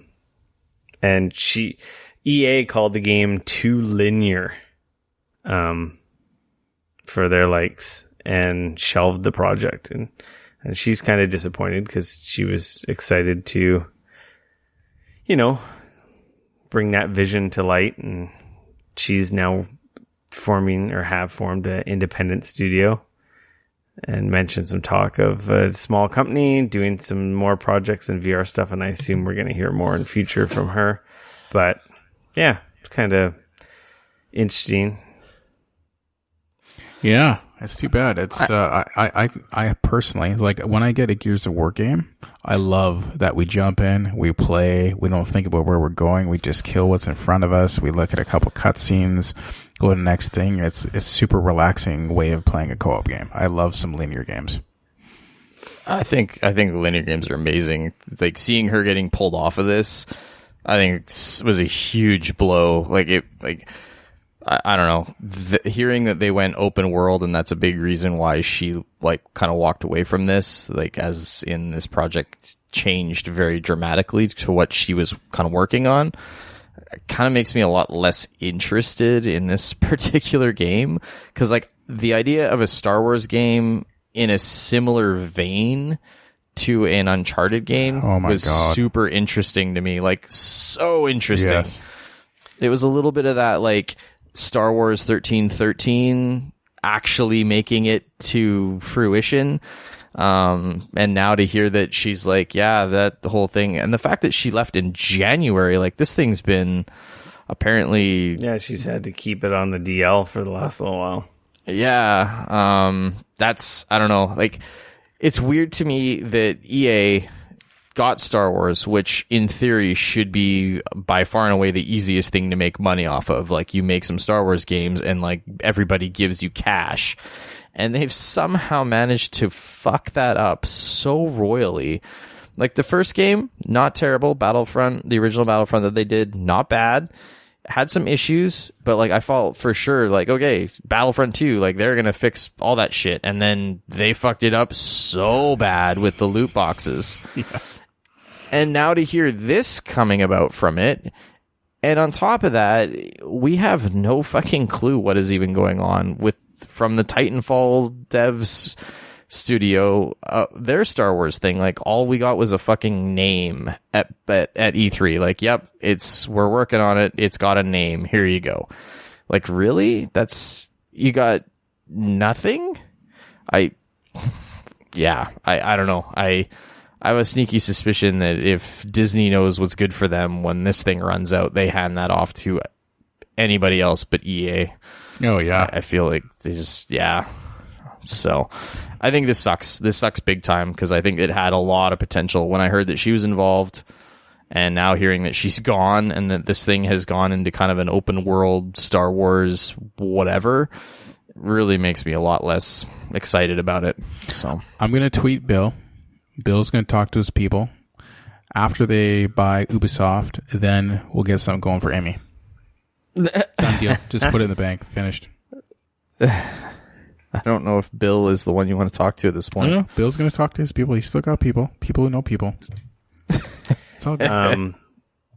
Yeah, it's going to be interesting. I think it's going to be a while with her doing her indie thing, if we'll ever see her work on a AAA thing again. Well, it's like a Cliff Bleszinski story, right? You said it a few podcasts ago. He'll never head a studio again. Yeah. And she never headed a studio, but I did with I think this might be the second drama or failed product with her involvement, and it's I think it's done now. Yeah. I think there's still, like, depending on what, like, I'd love to see her make some cool, like, VR stuff. I think that's awesome. Yeah, the indie out stuff, there. she's got more freedom. So, I just to be clear, she deserves. I don't even think she's a sort of thing where she's missed chances or messed up. She's been in crap situations and been given the raw end of the deal. It appears. Just like the industry is not forgiving. She's female, so she's got that against her. Oh yeah. The so it's industry's just not forgiving for being creative or taking risks at all. I 100% hope that we see her back with something and it gets supported by the community. I agree. I wish her the best. And it bums me out. Yeah, totally. So this next story is from our friend Jason Schreier at Kotaku. Sources are, according to Jason, telling him that Google is planning a game platform that could take on the Xbox and the PlayStation. It's going to go just as good as Google Gaming Channel. No problem. Google what? The Google Gaming Channel, the YouTube thing. Oh, the YouTube. Yeah. YouTube Gaming. Yeah. This is not a new rumor because I remember hearing this a long time ago, like maybe a year or two ago, that they were talking about making a box of some sorts or streaming of some sorts. You would just play Android games or what? Or like real? No, I'd kind of like the NVIDIA, the GeForce Now. Right. Or I don't know, what other streaming services are there? PlayStation's one, but I assume it would be one based on streaming PC versions of games, I guess, to tablets, Android-based consoles. Yeah, it's a very interesting. Here's what I'm going to say about Google right now. They need to figure out what they're going to work on and fucking stick with it. Thank you. As somebody who works in the tech industry and works in IT, I'm real tired of Google releasing a product, claiming that, it's this wonderful thing, it's going to be great, everybody's going to love it. And then 3 months later, going, that didn't really take off. Hey, we're going to cancel that one, and we're going to start this other thing that does more or less the same thing that one did. Meanwhile, we've actually had the thing that we're trying to get people to now get into the whole time in this other thing that we've had the whole time. But we're going to try and now we're going to roll that other thing into this. And it just like, I'm so tired of it. It was like Hangouts. Oh my God. This was their new thing. It was amazing. So everybody kind of actually started to get on board. They started to use it. And then Google essentially just stopped development of it. They pretty much just stopped. So people kind of stopped using it and it slowly stagnated. Then what did Google do? They're like, we're going to have Allo now. It's going to be this thing. And then we're going to break out. Allo's going to be this thing. And then they're going to have we're going to have our video half of it. We're going to have, thank you, Duo, which is going to be the video portion of it. And we're going to have Allo, which is going to be like the chat portion of it. And it's like, wait a minute. You guys had fucking Hangouts, which is literally those two things. Oh, but they weren't in finished. One. Now they're like, well, no, messages is the answer now. We're going to everybody in RCS, and we're going to actually dump Allo eventually. But meanwhile, people like me are painfully getting all their little groups back into Allo, and then I get the message that actually they're going to be messages. I'm like, no, I'm going to move to WhatsApp or something after that. It's fucking annoying. Yeah. And unfortunately, this is not the first time that Google has done this. This is something that they seem to be constantly doing as of late. And I don't know why. I don't know if it's just they're throwing too many things at the wall, hoping some of it's going to stick. And once it doesn't become a runaway success, that they just stop developing it and go well, we'll leave that out there for a little while and see what happens, but we're not going to put any more resources into it. So we're going to work on this other thing over here. And it's just fuck, dude, fucking pick one. Yeah. And I understand that a lot of companies are like this to an extent. Don't get me wrong, Microsoft is not free of this either.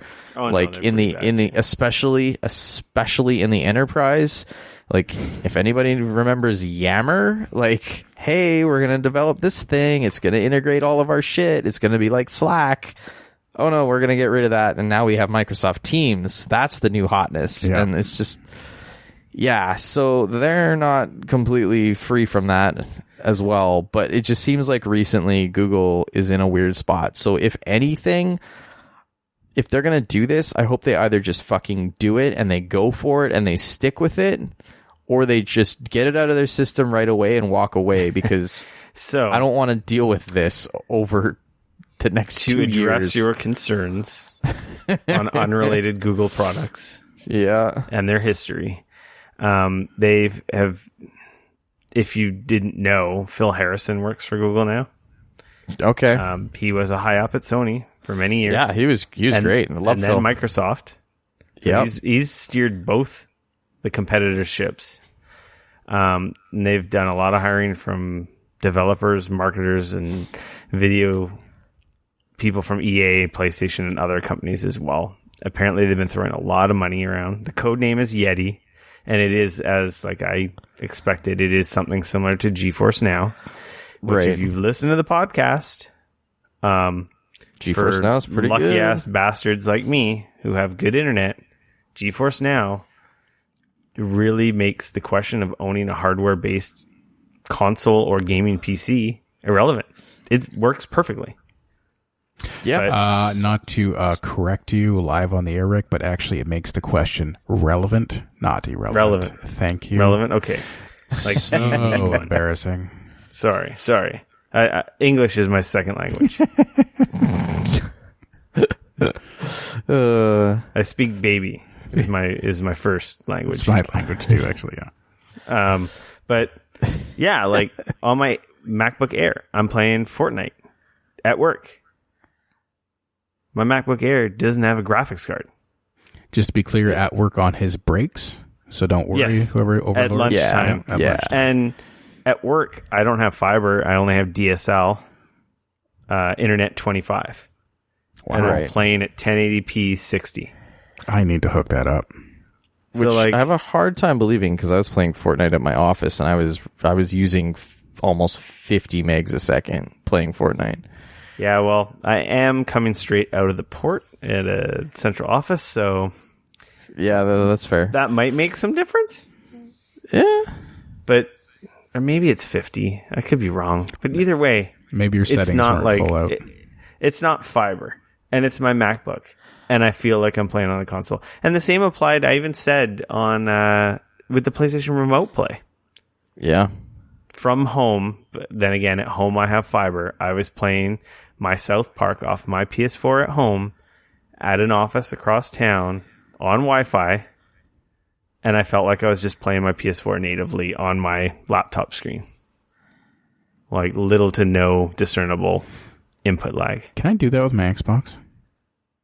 Xbox does not allow you to do that yet. No, There it has is a to be third-party app in-home. a few podcasts ago, maybe a month or 2 or 3 now.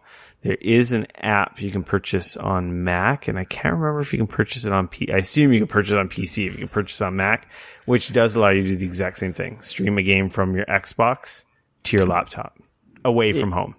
In theory, it's definitely doable, because you could set up like port forwarding on your router and Oh, God. connect into your home. It's piece. tricking Like, the system it's- that the Xbox currently has where you can stream from your Xbox to your PC.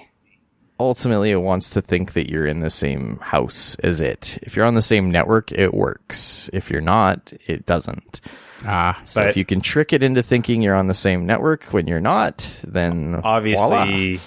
that's coming because Phil Spencer alluded at the end of the Microsoft press conference at E3. He's like, we're bringing gaming to all screens, including devices, mobile. yeah. So clearly they're going to implement some kind of streaming to all platforms at some point, from whether it be Windows and Xbox. I'm sure it'll be both. So I'll be able to use my Duke controller on my Google Nexus. There you go. Awesome. Sure. If that makes you happy, you do what you got to do. If the Duke's so much. involved, I'm happy. I hate that the only- controller so much. I don't know. I feel like we've talked about this. NVIDIA is doing a really good job with GeForce Now, except for it's not out, and we don't. And know we the- still don't know what their pricing model and we is don't gonna know look what their like. pricing structure Other is. than that, they're killing it. It's an amazing product. Yeah. So It is. It's dope. obviously Google has more money than everyone. Yeah. And if they're getting serious about this, who knows? They could. Phil, what is it? Phil Yves Guillemot, is that it, from Ubisoft? Mm-hmm. Yeah. At E3, before E3 or after E3, was saying he sees one more console generation than streaming. I don't. Maybe not one console, but you know what? Streaming is gonna become a thing. Whether people are, how people used to hate the cloud. I want my files on my computer. And then, now everyone's like, no, it's all in the cloud, man. And everyone's cool with it. There was that push against it. Streaming is kind of at that right now. People have a hard time getting past the concept of your game being installed on your machine locally. Oh, not me. God, everything's digital. I only install what I need. Yeah, and for me, obviously, I'm very lucky. I have awesome internet, and I'm a little bit ahead of the curve. So when these people say this stuff, which to people who live in areas that have shit internet are like, man, you're crazy. That's never going to happen. Yeah. But then for me, who's witnessed it, and it's like, no, man, it's totally possible. Yeah, I mean the key is the infrastructure. Absolutely, if the infrastructure, but right now gets better. I mean that's the thing with ISPs like making fucking bandwidth caps and shit. That's definitely never going to get there if they keep pulling that. I just want to point out, everybody listening, that Rick is acting like he invented the internet, and he just got updated internet like 3 days ago. Prior to that, there was like a team of. It's been like 7 or 8 months now. I had crappy internet for a really long time. Yeah.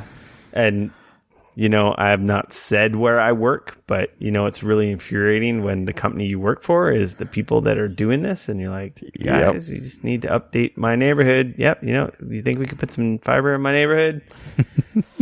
Now tell them to knock it off with the bandwidth cap bullshit and we'll be off to the races. That ain't going to go away. They didn't start that. I don't know. Anyways, that's a conversation for another day. Moving along. Google getting into gaming. That's great. We'll see. More competition. Looking forward to it. Yeah. Yeah. Competition's good. Nintendo news. You can now use Nintendo Labo to play Mario Kart 8. Excellent. But why would you? Not sure. If you really want to suck. I don't know if you want to have a use for that cardboard steering wheel you made with your child. It's kind of neat that they patched it in there. So that is cool. Fair enough. I was shocked at how much I loved the look of the cardboard themed Nintendo Switch. Yeah, that's so. Like, more importantly, is related to this. There's some kind of contest they're having, that they design like a custom Switch that looks like it's all Labo themed. That's pretty cool. Looks pretty cool. What's the competition? Dream up their own Nintendo Labo design special, and you could win a special cardboard themed Switch. So, interesting. Younger kids up to age 12. So I guess we don't have any chance. But yeah, that's pretty cool. Man, there needs to be more custom freaking Switches. I'm surprised that they haven't been they got rocking the colored out a bunch of different ones. There haven't been any new ones in a while. Yeah. I really want and I'm kind of mad that I didn't buy the Nintendo the Odyssey bundle, because they had that Mario Red and they never sold that separately. You should buy another Switch and get rid of your old one for cheap. Yeah, buddy. There you go. Yeah. But they don't. Yeah, it's not going to happen. I'll find somebody who can take it off your hands for you. Cheap. Speaking of Switch, another story that we talked about a long time ago. Well, not a long time ago, a couple months ago, when Nintendo Switch piracy firmware uses brick code to prevent itself from being pirated. Of course it does. Nintendo. If you guys, it has nothing to do with Nintendo. Team Executor. If you remember a couple months ago, we talked about hackers saying, hey, we've cracked the Switch. Right, yeah, I remember that. We're going to release this stuff, but it's not, you won't be able to pirate with it. It's just, you'll be able to run homebrew and do other fun stuff. Of course, other groups out there, one being Team how do you say that? Team Executor? Brick Code. Team Executor, they sell, I think they sell a custom firmware with a dongle I guess, to install it on your Switch, which does allow piracy. Oh, okay. They have basically what the gist of the story is. The piracy guys that make the piracy OS So good. put piracy protection in their product that they sell to pirates. So good. So if you try to copy or reverse engineer their custom firmware, which is basically their only real use of it is for running pirated games. So if one of their competitors wants to copy it or reverse engineer it, it'll brick the Switch that it's installed on. Oh my God. I thought it bricked itself. It bricks the Switch. Yeah, it bricks the Switch. So holy shnikes, that is brutal. It should be just fine if you're, using it to just pirate and play games and you're not trying to figure out how it works. And it's nothing new because there was a custom firmware on 3DS that did this as well. But I just think it's a funny story. At first, I thought the story was Nintendo bricking systems that had custom firmware as like protection. Right. They've been banning people. They have a means of because people have been popping up online with pirated games and systems now. Oh wow! Already, Nintendo does have a way to detect those consoles and permaban them. So there's always that risk if you mod your system and go online, your system's going to get banned. So then you're going to lose access to the eShop and any type of online functionality. Right. But this is kind of funny because it's like copy protection on pirate software from pirates. That is pretty amazing. Pirating stuff. I awesome. think it's pretty funny. Don't pirate our shit. You can pirate everybody else's though. Just don't pirate ours. Yeah. Pirate all Nintendo's games using our pirate firmware, but don't pirate our firmware. Yeah. Arr. I haven't looked into the hacking scene on Switch. I don't think The irony there is just wow. That's an expensive $300 brick. Oof. Yeah. PlayStation news. Skyrim VR has been patched to improve PlayStation VR visuals. I have not had a chance to try this out because I have barely been playing anything besides Hollow Knight. I really need to boost that up. Yeah, man, you need to play more like Skyrim. Well, it's only on every system. Exactly. I mean, just I thought the it other was day, cool the version that came with my headset. Yeah. I don't know how much better it looks. Does it really say in here? I don't think it really says in here. It just says it looks better, man. They changed some control stuff, adjusted targeting. Yeah, it So was in other words, they're working on it. Wonky using the Move controllers with some. I could see that. But isn't that kind of the allure of playing Skyrim in VR is the fact that you can actually use your Move controllers to swing your sword around and stuff? Your sword. Everybody heard that. Everybody heard it. Oh, yeah. I hear it all the time. Look, only the biggest swords, all right? God damn it. Keep poking the bear. Basically, I put that story in there as a reminder to me to go play that game and see how if it's noticeably better looking. Because I did complain, if I do remember right, that the player model, like NPC models, looked like total garbage in that game. Like the world looked good, but like humans looked like trash. But they looked like PlayStation 1 characters. Skyrim on PSVR. I mean, did anybody think, especially like faces and stuff, like yeah, they were blocking the character models in that never looked great. Anyways. PlayStation Plus games for July have been announced. Heavy Rain and Absolver are your PS4 titles. And I'll just say on this one that the covers for these both look awesome. If that counts for anything. Well, Heavy Rain is from Quantum Dream. Is that the city name? Why do I have such a brain fart? The guys who make Detroit. Yep, Quantum Dreams. Was it their last game was last month's PlayStation Plus game, wasn't it? I think you're right. Beyond Two Souls? Yeah. If not last month, the month before. So Heavy Rain's their other big title. So these are the guys who made Detroit, which I've been playing with my wife, which is an excellent game. So yeah, if you missed it back on PS3, now you can play it on PS4. Absolver actually is a game that I've been totally interested in checking out, and I just never have. Well, let me tell you. Do you have it? No, but I mean, you're going to be able to get it for free here very quickly. Yeah, so. like I've heard it's pretty cool. Yeah, I've heard like it's an very online interesting. fighting game, but yeah, and you can make like your own combos and like it. I've heard it's very quite. it's like involved, PvP so. and PvE, like player versus area and enemy. It sounds really cool. It's been out for a while now, so I don't know. I'm really intrigued with that one. Rick, seriously, bud, PvE? A player versus environment. Thank you very much. Yeah. This is frustrating. You got to get this stuff right. Hey, Unbelievable. I need some caffeine. I know. I knew when I said it was wrong, and I'm just like, okay, nobody's gonna catch it. Just God, I was just waiting. Jude's like my live fact checker. Did you just call me fat? I'm working on my Acronym. weight. I said fact checker. God, I'm up 9 I'm working on pounds my since weight March. too, getting bigger. What? Rayman 3 on PS3. Awesome game. Oh, that's a good game. Deception 4, The Nightmare Princess, PS3. Never heard of it. No idea. Yeah. The Deception games are like, what are they like? They're torture.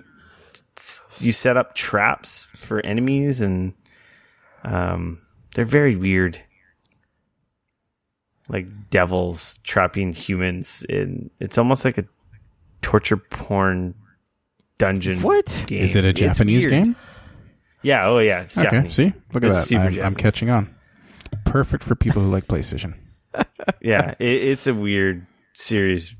It's got some really big rabid fans. So, anyway. All right. Space Overlords, PlayStation Vita, bam. Zero Escape, Zero Time Dilemma. That's supposed to be a really good game. That's also on Vita. I think my Vita has like a 2-year-old coat of dust on it. I haven't pulled it out. I was going in to a say, while. there's a couple of games no one's ever going to play. Yeah, and some Vita fans they're out there, man. Now the Switch killed them, though. I saw someone on Twitter bitching the other day that they don't want to play Hollow Knight until it comes out on Vita, which apparently I guess it is. Oh my! And God. that must obviously be That just was because Colin Moriarty. that must just be because of trophies. I don't know. I that's why. I read It's that 'cause as of well. That was trophies. Colin, and I had to laugh pretty hard when I read that. He has a Switch. It's because of trophies. I just don't care about trophies and achievements. That sounds like a very Greg Miller thing to say. Gotta get my trophies. Gotta get that platinum. So not a bad month. There's some not bad games in there. Titles in there. Is it typical? Xbox news. Showtime and Amblin Television and 343 Industries are bringing Halo to television. Yeah, we heard this before. Fuck off with this crap. It's in pre-production. We've been burned before. They said this when the Xbox One was coming out. You didn't like the other Halo TV show they made or streaming show they made? I couldn't get over Luke Cage. It was pretty bad. Yeah, it was. So disappointing. Yeah, They got my hopes way up there. They're all like, "Oh yeah, man, Steven Spielberg's involved. It's gonna be amazing." Fucking nothing. Like just ugh. Yeah. Let me ask one other question. So it sucks. We're going to be disappointed. Out of the three of us, who's not going to check it out? Yeah, that's what I thought. Probably none of us. Yeah, I'm going to check it out. That's what I'm saying. We're all going to check it out. Amblin, oh yeah, for sure. Amblin Television is Steven Spielberg's like television like group. Oh yeah, that's from back in the day, man. I remember that from what's his face, the alien on the bike. It should have. I don't know. Thank you. Sounds like a serious effort is being made. It's in pre-production. The Rise of the Planet, the Rupert Wyatt from Rise of the Planet of the Apes is going to direct a few episodes, hour-long series, and it's going to enter production early next year. So when you say hour-long series, hour-long episodes? Yeah, hour-long episodes. Okay, no, I didn't know if it was because sometimes they're super short episodes, and okay. Well, that sounds promising. Hopefully, it's not horrible. Yeah. This sounds exactly like what they told us last time. Yep. I'm just hoping Obviously, they we follow have through to this wait time. and see. I thought that ship had sailed, so it was quite surprising to hear that news this morning. So is this Splinter Cell the last Splinter Cell? I think so. I think there Conviction? hasn't Is been that the one last since one? then. I don't know. No. Okay. No. The last one. Black. Hold on. Is it Black? Hold on. something? It is. I literally. Blacklist was the Yeah. last one. Okay. Now the next big question is Conviction Michael was good, wasn't Ironside it? doing the voice in Conviction? I bet he isn't. I believe that's the one he did do, because the Oh. only one that he has not done was Blacklist. Okay. Okay. Well, that's good news then. I might check that out. I don't know if it's any good, but I used to be a massive Splinter Cell fan. What's his name? Michael Ironside. Yeah, Well, he his does voice the in those voice games of is him awesome.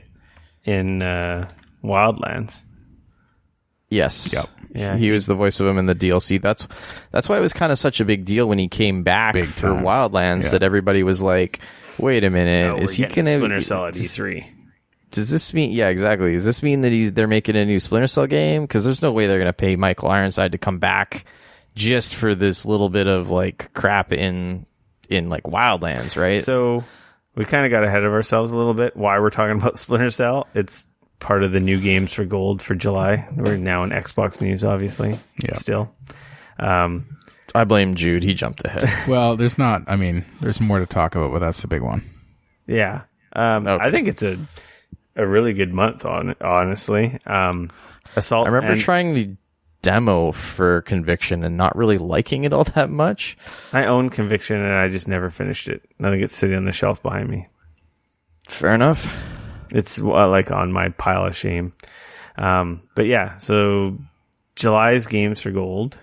Android Assault Android Cactus, which is 4-player top-down shoot 'em up. We've seen it at PAX a million times. It looks pretty rad. Does it? Yeah, Surprise! Yeah, it actually does look pretty All cool. right. it's like co-op. It looks neat. It's like Yeah. a bullet hell kind of shooter. Different I think robots. we I think played it at PAX, right? I don't think I've ever played it. I think I've only ever watched the dev play it. Oh, okay. But it looks cool as hell. Death Squared, Puzzler, also a cool game. You see, I'll probably be into that one big time if it's a puzzler. Virtua Fighter 5. Okay, I just want everyone. Showdown? You're sort of rushing. I was hoping it would sink into everyone how smart I am because I like puzzlers. That's supposed to permeate in our audience. Okay, everyone caught that. You're free to move on. Okay. Yep. And then Splinter Cell Conviction, of course. They all look like good games. Honestly, it's a pretty close month, but I might have to... I don't know who's the winner here. This is tough. My Sony fanboyism. They're makes free me- games. We're all winners. Yeah, that is true. I just think I'm more interested in Absolver because it's something that I haven't played before, but I only care about Absolver from PlayStation, and I think all the games on the Xbox games gold are good, so I think Xbox wins this month. They're both 'Cause Virtua really Fighter solid 5 months, is- man.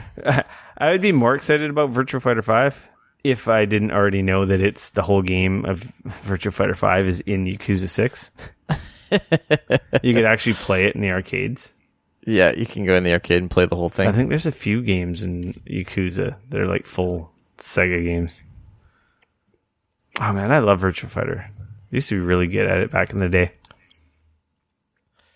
Those are good games, man. Those are really good fighting games. And then you put this story on here, Jude. Was that you? I just saw that pop up today. You ever heard of Arax? Eric Z? Hell yeah. Okay, I figured. Yeah, I know him from Division videos, but clearly he does everything. Yeah, I was gonna say, where do you think I know him from? Yeah. Not Destiny videos. I was going to say Destiny. Yeah, he had a video that came out and a bunch of sites jumped on his videos, most not giving him very good credit at all, but I guess they're posting a video. Anyway, he just went through and talked about these branded sets. You know, when you're going 0 to 30 and you just pick up random stuff and you can put it together in any which way you want. Well, it looks like it's the same except for now those sub 30 or below 30 level things will also have like, you know, this is the Russian Torpolev branded SMG, and because it's, you know, the Russian one, it has these 3 talents. So it's just and then it's the same thing. If you have 2 of them, you get this thing. If you have 3 of them, you get this. You'll be able to do 2, 2, and 2, or a 3 and 3. So it's a great way. Total World of Warcraft Diablo-esque gear set perks. Well, but that's exactly how classified or gear sets and classified gear sets work in the Division now. The difference is it was very, very jarring because 0 to 30, you're just collecting stuff and trying to get the best stuff. And then all of a sudden the game completely changes and you're doing this entirely different way of getting gear. Now it's going to be the same theory all the way through, just different gear. So right away, you're going to start getting accustomed to gear sets. So it's not like something you'll totally miss in endgame. No. They're making it more obvious. Yeah, they're making it a lot more obvious, and you'll just automatically know what to do and how it works. Whereas when you get players in the division who haven't played, you have to really explain to them how it works, what stuff to get, how to optimize your gear and all that stuff. Yeah, like you're only wearing one piece. You should be wearing more pieces of this one set for this. You're kind of a mishmash. And these loadouts for that, or get the ninja bag for this, or whatever it is. Yeah. Man, Eric, see, 791,000 subs. And when did that publish? Oh, subs. Okay, sorry, I was thinking about views for that video. I remember watching him. That's crazy. That's a lot of money right there. I remember when he started with the Destiny stuff way back in the day. I swear he was like tens of thousands. He's so consistent, though. I don't know how he does. Well, I know he does it. He has someone who works with him, at least one other person. So that's how he does it. But and he's so consistent, super high quality, gets right into it. No BS. Yeah, he's friendly, super high quality. kind. That's why I watched him for his Destiny stuff, because he was the go-to guy on exploits or how to get this exotic gear, the best way to do it. Yeah. He's pretty cool. That's I think he's in England or somewhere over there. I think he's in England, yeah. That's awesome. Man, a lot of hard freaking work, though. Ugh. Oof, so much work. Yeah, I don't like working that hard. So I got nothing for public service announcements that I need to remind anyone about. I don't know if you guys have anything. No one wrote anything down, so moving along. Did you go see we're in the free for all section, if you weren't aware? Free for all? I did not. See? Okay. I wanted to. Did I just leave this from last week then? Yep. Yeah. Okay. Boop. Never mind. It's gone. Yeah. And did you put that in there? I did. Okay. Dane got a new mouse. Oh, you got one. Nice. I did. Not a barbecue rat, but a new mouse. No, not a barbecue rat. I did, because my last one died, right? Like I shouldn't say it died. The mouse wheel died. So it was, I would scroll down and it would sometimes go up. Sometimes it wouldn't do anything. Sometimes it would skip all jittery like. Yeah, it was one of those things where it was a real bummer. And I was super bummed out about it, but because I really liked that mouse. It was a Steel Series Sensei, and yeah, and they don't make them anymore. That's the other thing. That was the biggest bummer. And so I was looking around and I was like, what am I going to get? I was like looking at, anyways, after much searching and also what happened to be on sale, and it turned out that I was actually able to get Best Buy to price match Amazon, and I happened to be in the store, and so I picked up I was debating between a couple different mice, and I ended up going with the Razer Lancehead Tournament Edition, which is an ambidextrous mouse. It's got the 2 side buttons on the left, 2 side buttons on the right. It's got the double side, like the rubber sides. It's nice. It's really nice. It's got the multiple, with the Steel Series that I had, it had one button above the scroll wheel that it would change between one sensitivity, and you could just change it back and forth between 2. This has 2 buttons, and you can kind of go back and forth between, like, you can set it between as many as you want, so you could have like 2, or I think it's up to like 6 different. And so there's different stages that you can take it, and I mean the thing's got a bajillion feet of sensitivity, and it does, I think it's like 16,000 DPI or something ridiculous like that. I'm looking at it on their site right now. It gets so sensitive. I rock it at like 9,000, I think, for like my desktop, and that's even pushing it a little bit. Yeah, I've got a Razer too. It's nice, but yeah. You got the pink one? Well, obviously. No, I got the black one. It's a cool looking I didn't mouse. even realize they made a white one, which looks really nice. It would be but sweet. It would look really gross over time too. Yeah. I know, that's the problem. Does it do that cool like rainbow color thing on the side? If you want it to, you can set it to do all kinds of colors. It's got the whole chroma thing. You can set the colors. You can download the profiles into your mouse. You can set all kinds of different. It's got 1,000,001 different functions. The mouse wheel even changes color, man. Oh, hell yeah. Oh yeah. It's a cool. Yeah, no, it's got LEDs on the side. You can light up the logo. The mouse wheel lights up. It gets real fancy. You said you got a deal on it? Yeah, I got a good deal on it. It was on sale, so it's that's partly why I went for $120 Canadian regular. Yeah, I got it for like 80. So I assume it's probably like $100 American. Yeah, I'm not sure. So yeah, I've been using that since I got it last weekend. I really like it. It's a little bit heavier than my SteelSeries was. I like heavy mice. I don't. That's the one thing that I'm like a little bit. It's funny because I was looking at the. Oh, what is it? The Logitech one that's similar to the one that you have actually, but it had a weight system in it. And I was like, do I need a weight system? I decided I didn't. So, where did you get it from? I made Best Buy price match because they're across the street from my house, and I was like, maybe after a couple more weeks of test driving, if you don't like it, you can always take it back. Yep, pretty much. So far, I'm really happy with it, though. I like it a lot. It's got a good feel in the hand. Fits my hand well. I'm a little bummed out because I had the same mouse at work and at home. So when I played video games during our video game night at the office, I had the exact same keyboard and mouse at work, which was really nice. So now it's like I'm playing games on a different mouse, which is kind of a bit of a bummer, but it's all good. They don't make that mouse, right? Like that's why. It sucks. They don't make it anymore. So, I mean, there might have been some way that I could have found some place that I still could have got it somewhere or something like that, but it's not in their active lineup, and it was not readily easily found. So I moved on, which was too bad because I liked that other one a lot. It was still one of my favorite mice that I've ever owned. Nice. So, and I looked at the new SteelSeries stuff and I was really tempted, but I don't know. It's terrible if I kind of didn't like the aesthetic of some of their new ones. Like there was a simplicity in their old Sensei series that I really liked, and then their new ones, it's all like angular and multiple.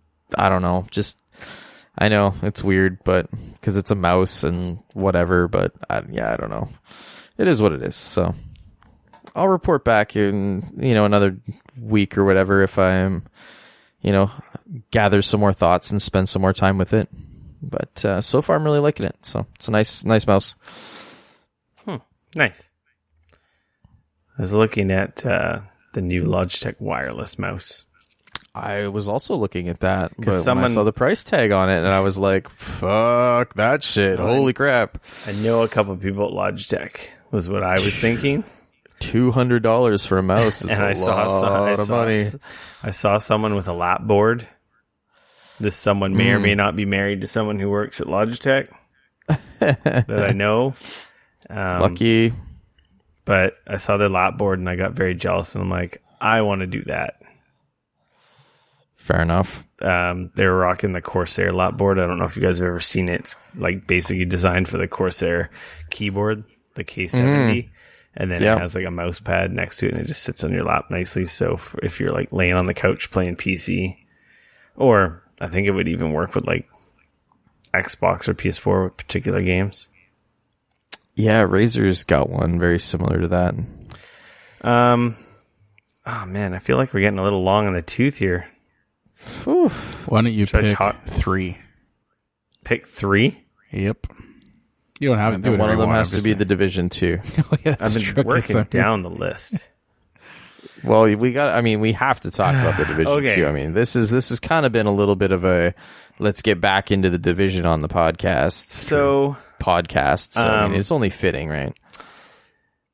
I played the Division 2 at E3 during my Ubisoft appointment. I think it was nice. It was 40 minutes or an hour I got to play. Oh, lucky. They basically had us run through, I feel like it's the mission that they showed during the Xbox press. It is. Did you guys watch the Microsoft press conference? Hell yeah. I did. I don't know what they showed at the Ubisoft press conference for Division 2 because I was on a plane. I was just arriving at the airport. So I didn't see the Ubisoft press conference live.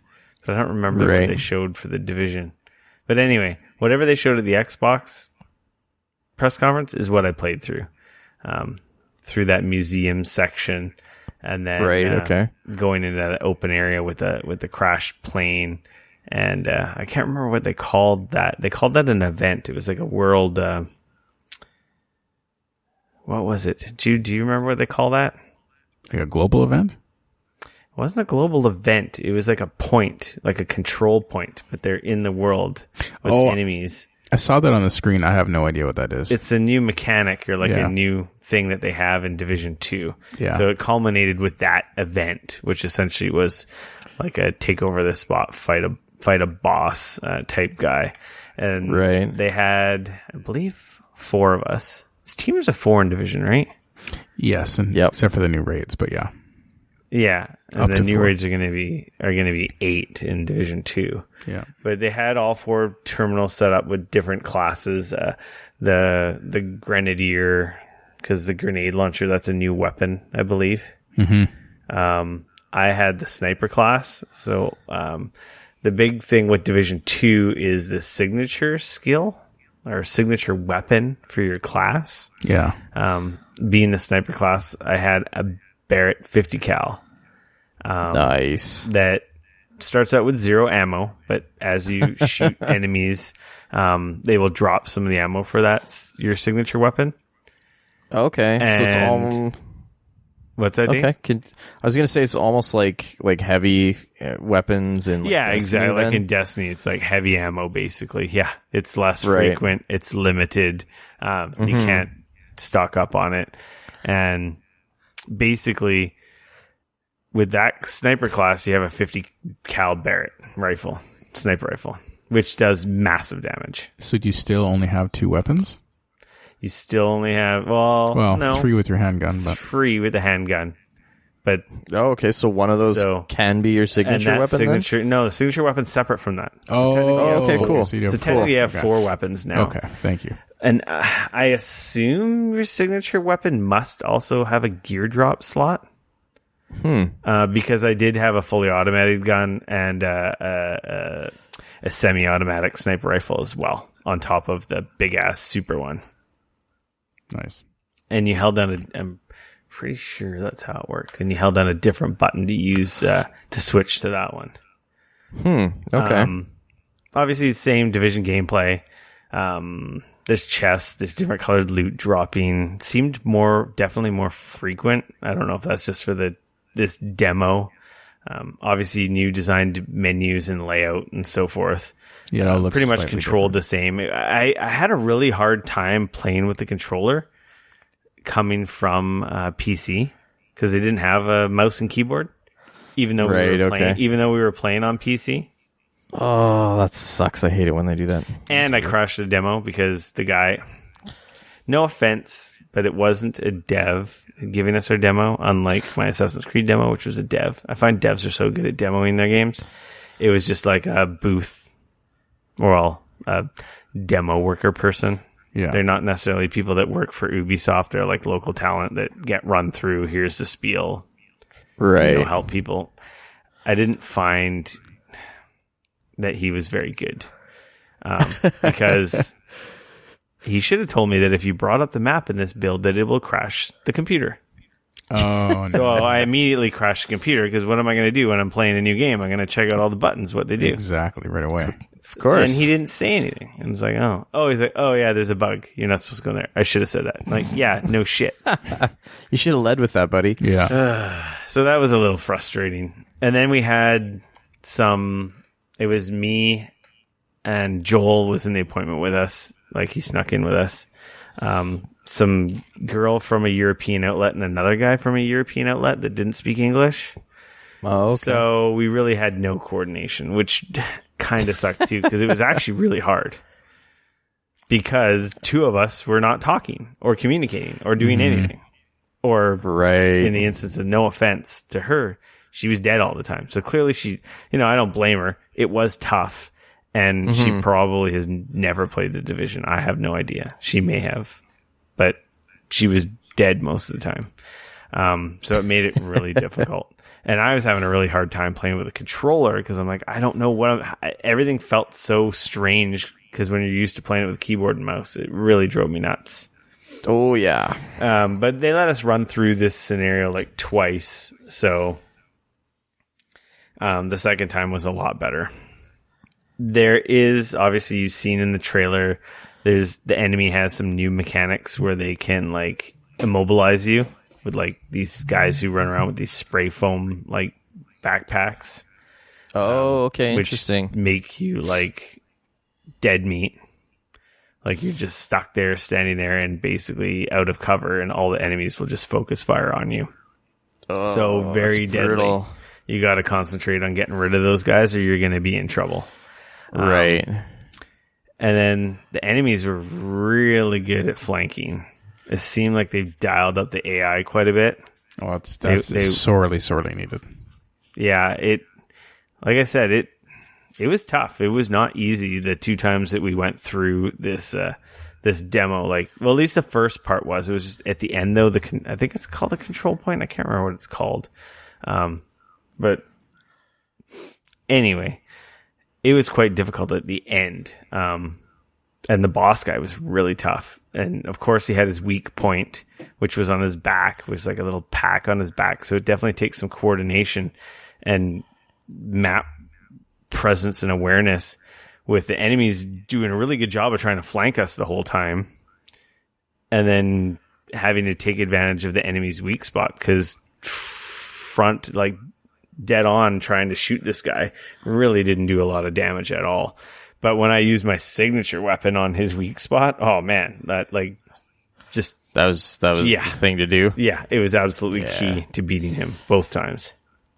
Yeah, he definitely did not look like a cakewalk even in the demo that they showed. Yeah, if you've watched the demo, he's like a big, heavily armored guy. And and like even the devs went down like a time or two when they were like showing it off. So, I mean, I'm sure that was pre-recorded and they did that for, because they wanted some excitement I don't know in the demo or whatever. It seems like the enemies, I don't know how far in that demo is. They didn't really say. They might have, and I missed it.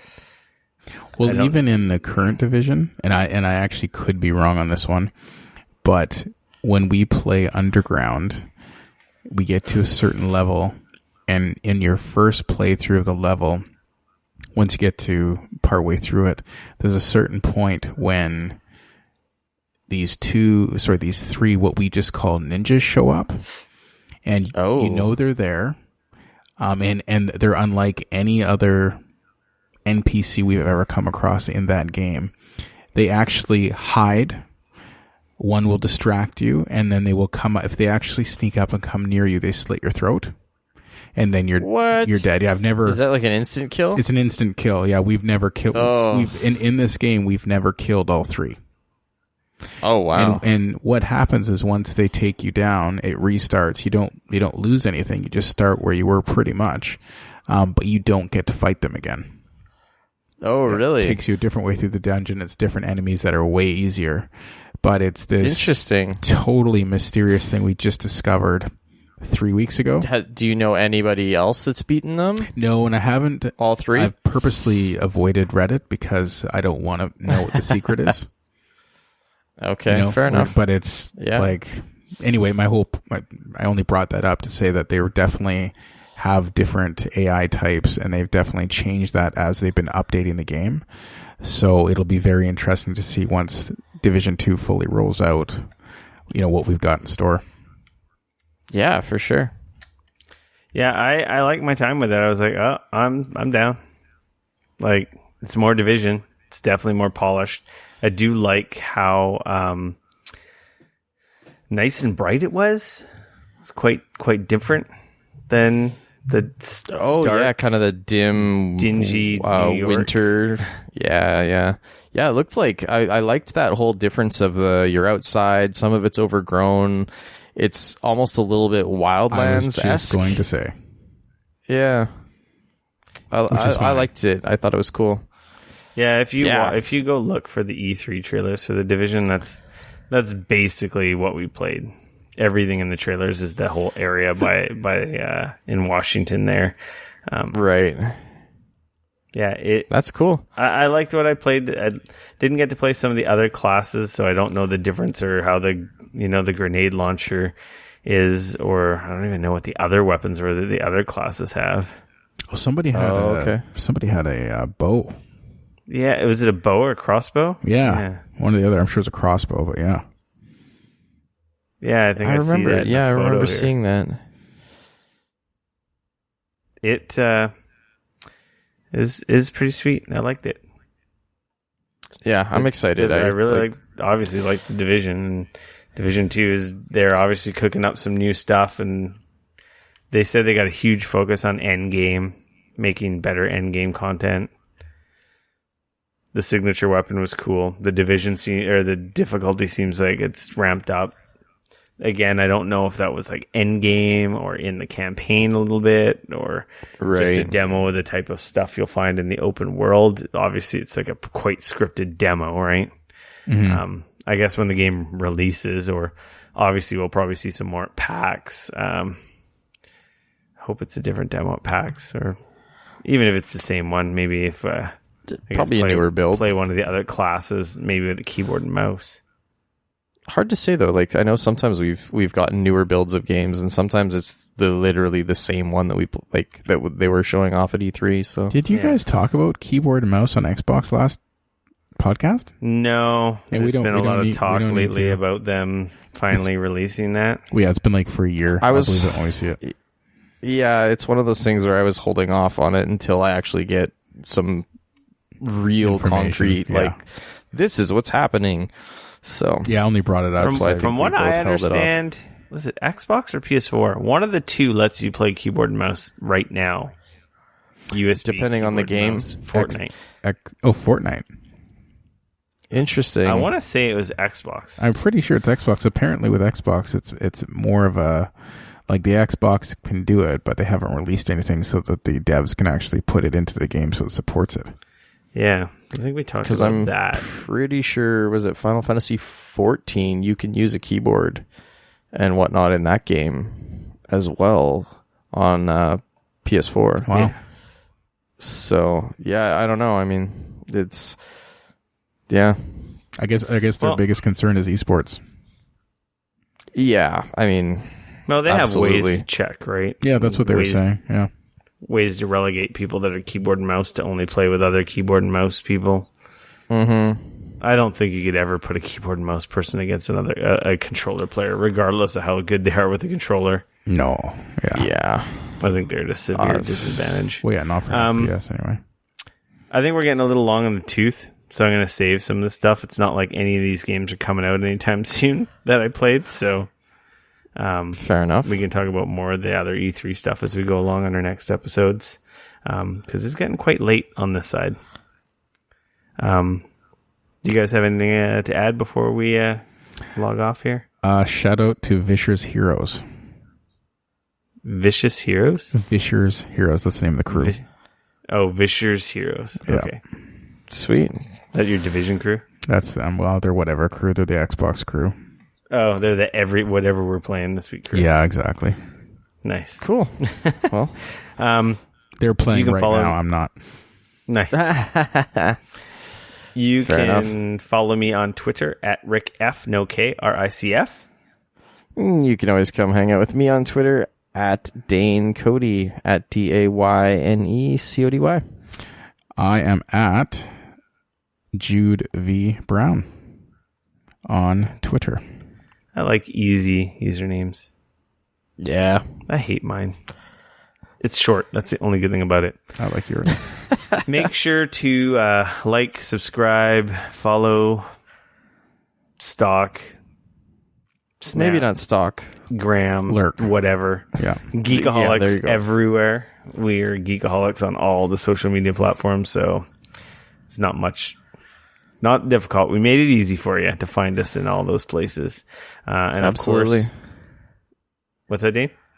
I said absolutely. And of course, if you are on an Apple device, if you do not mind leaving us a review on Apple Podcasts app or the iTunes app, that'd be great, as reviews help the show get discovered by more listeners. And yeah, thanks for listening, everyone. And Thanks, on the Jude, Android for- side, please subscribe to the podcast through Google Play or Google Play the Podcast. new podcast app, which just got released last week. Does that stuff make a difference? Subscribing makes a difference, yeah. No, and don't get me wrong, Apple's where it's at. Please, for the love of God, give us a review on Apple. But if you're not going to do that, then at least subscribe on the Android side. Huh. Just Well, listening doesn't help. Subscribing does. I can subscribe on those. Yeah. Well, I subscribe to us through Pocket Casts. But I don't think that's the same as doing it through Google stuff. Possibly not. I would subscribe to the official Google. Yeah, apps, that's just right. in The case. Google Podcast app is out. And we are there, obviously, because we're on Google Play. So Yep, you're there. if you That's what I search use. Geekoholics, you'll find us. Sweet. I wasn't very happy with that app, to say the truth. It is I bare haven't even bones. downloaded it yet. Yeah. Yeah. I imagine it'll get better over time. I actually really like it when I just use it through the standard Google Play Music. It's fantastic. But the actual standalone one is, it's... So if you go into like the Google Play Music and then you pull up the actual podcasts. Yeah. Once I'm in the podcast Yeah. section, and everything I want's there. All the buttons I want are there. It's all good. But the actual podcast app, I'm just like, what are you doing? Yeah, it's missing a lot of stuff. Yeah. We'll get that. I hear that. With that, my friends, I'm going to say we're out. Thank you very much, Jude, for coming and schooling us on the Division. My pleasure. Thank you both very much. Had a great time. Now I'll know what to do the next time I play instead of just aimlessly staring at menus and screens. Well, let's just slow down. You got a long ways to go, but I'll help you get there. Maybe I could jump on Xbox and you guys can power level me. That's what you should do. That's what you should both do. Considering it's part of Game Pass. Exactly. Oh yeah, and if you missed it, everyone, I'm giving another month of game. I took a stack of Game Pass cards from Mixer's booth. I didn't take them; they were given to me. Okay. Correction. That sounds way better. But I have a lot of Game if Pass. they were months. given to you, then had to take them, so you were not misspeaking. Yeah. So anyway, I will be giving away Game Pass months for a few weeks here. Let's just say. Sweet. Nice. We forgot to give one away in the middle of our show. Yeah, they're upstairs. I should have done that. That was fun last time. I don't know who took it. I don't know if it's even been taken. Who knows? Oof. There you go. Nobody told us that they took it, so it might still be up for grabs. That's the problem with freaking social media and timelines. Like, if you don't witness the post, it just disappears. So, like I called out, hey, who used this code? And it's like, if you weren't checking your feed. It wasn't me. It wasn't me. I'll tell you that right now. It's gone. Oh, I'm sure it's been used. Fair enough. I'm sure someone used that code. Yeah. Anyway, that's it, my friends. We are out. Catch you guys later. Night. Peace.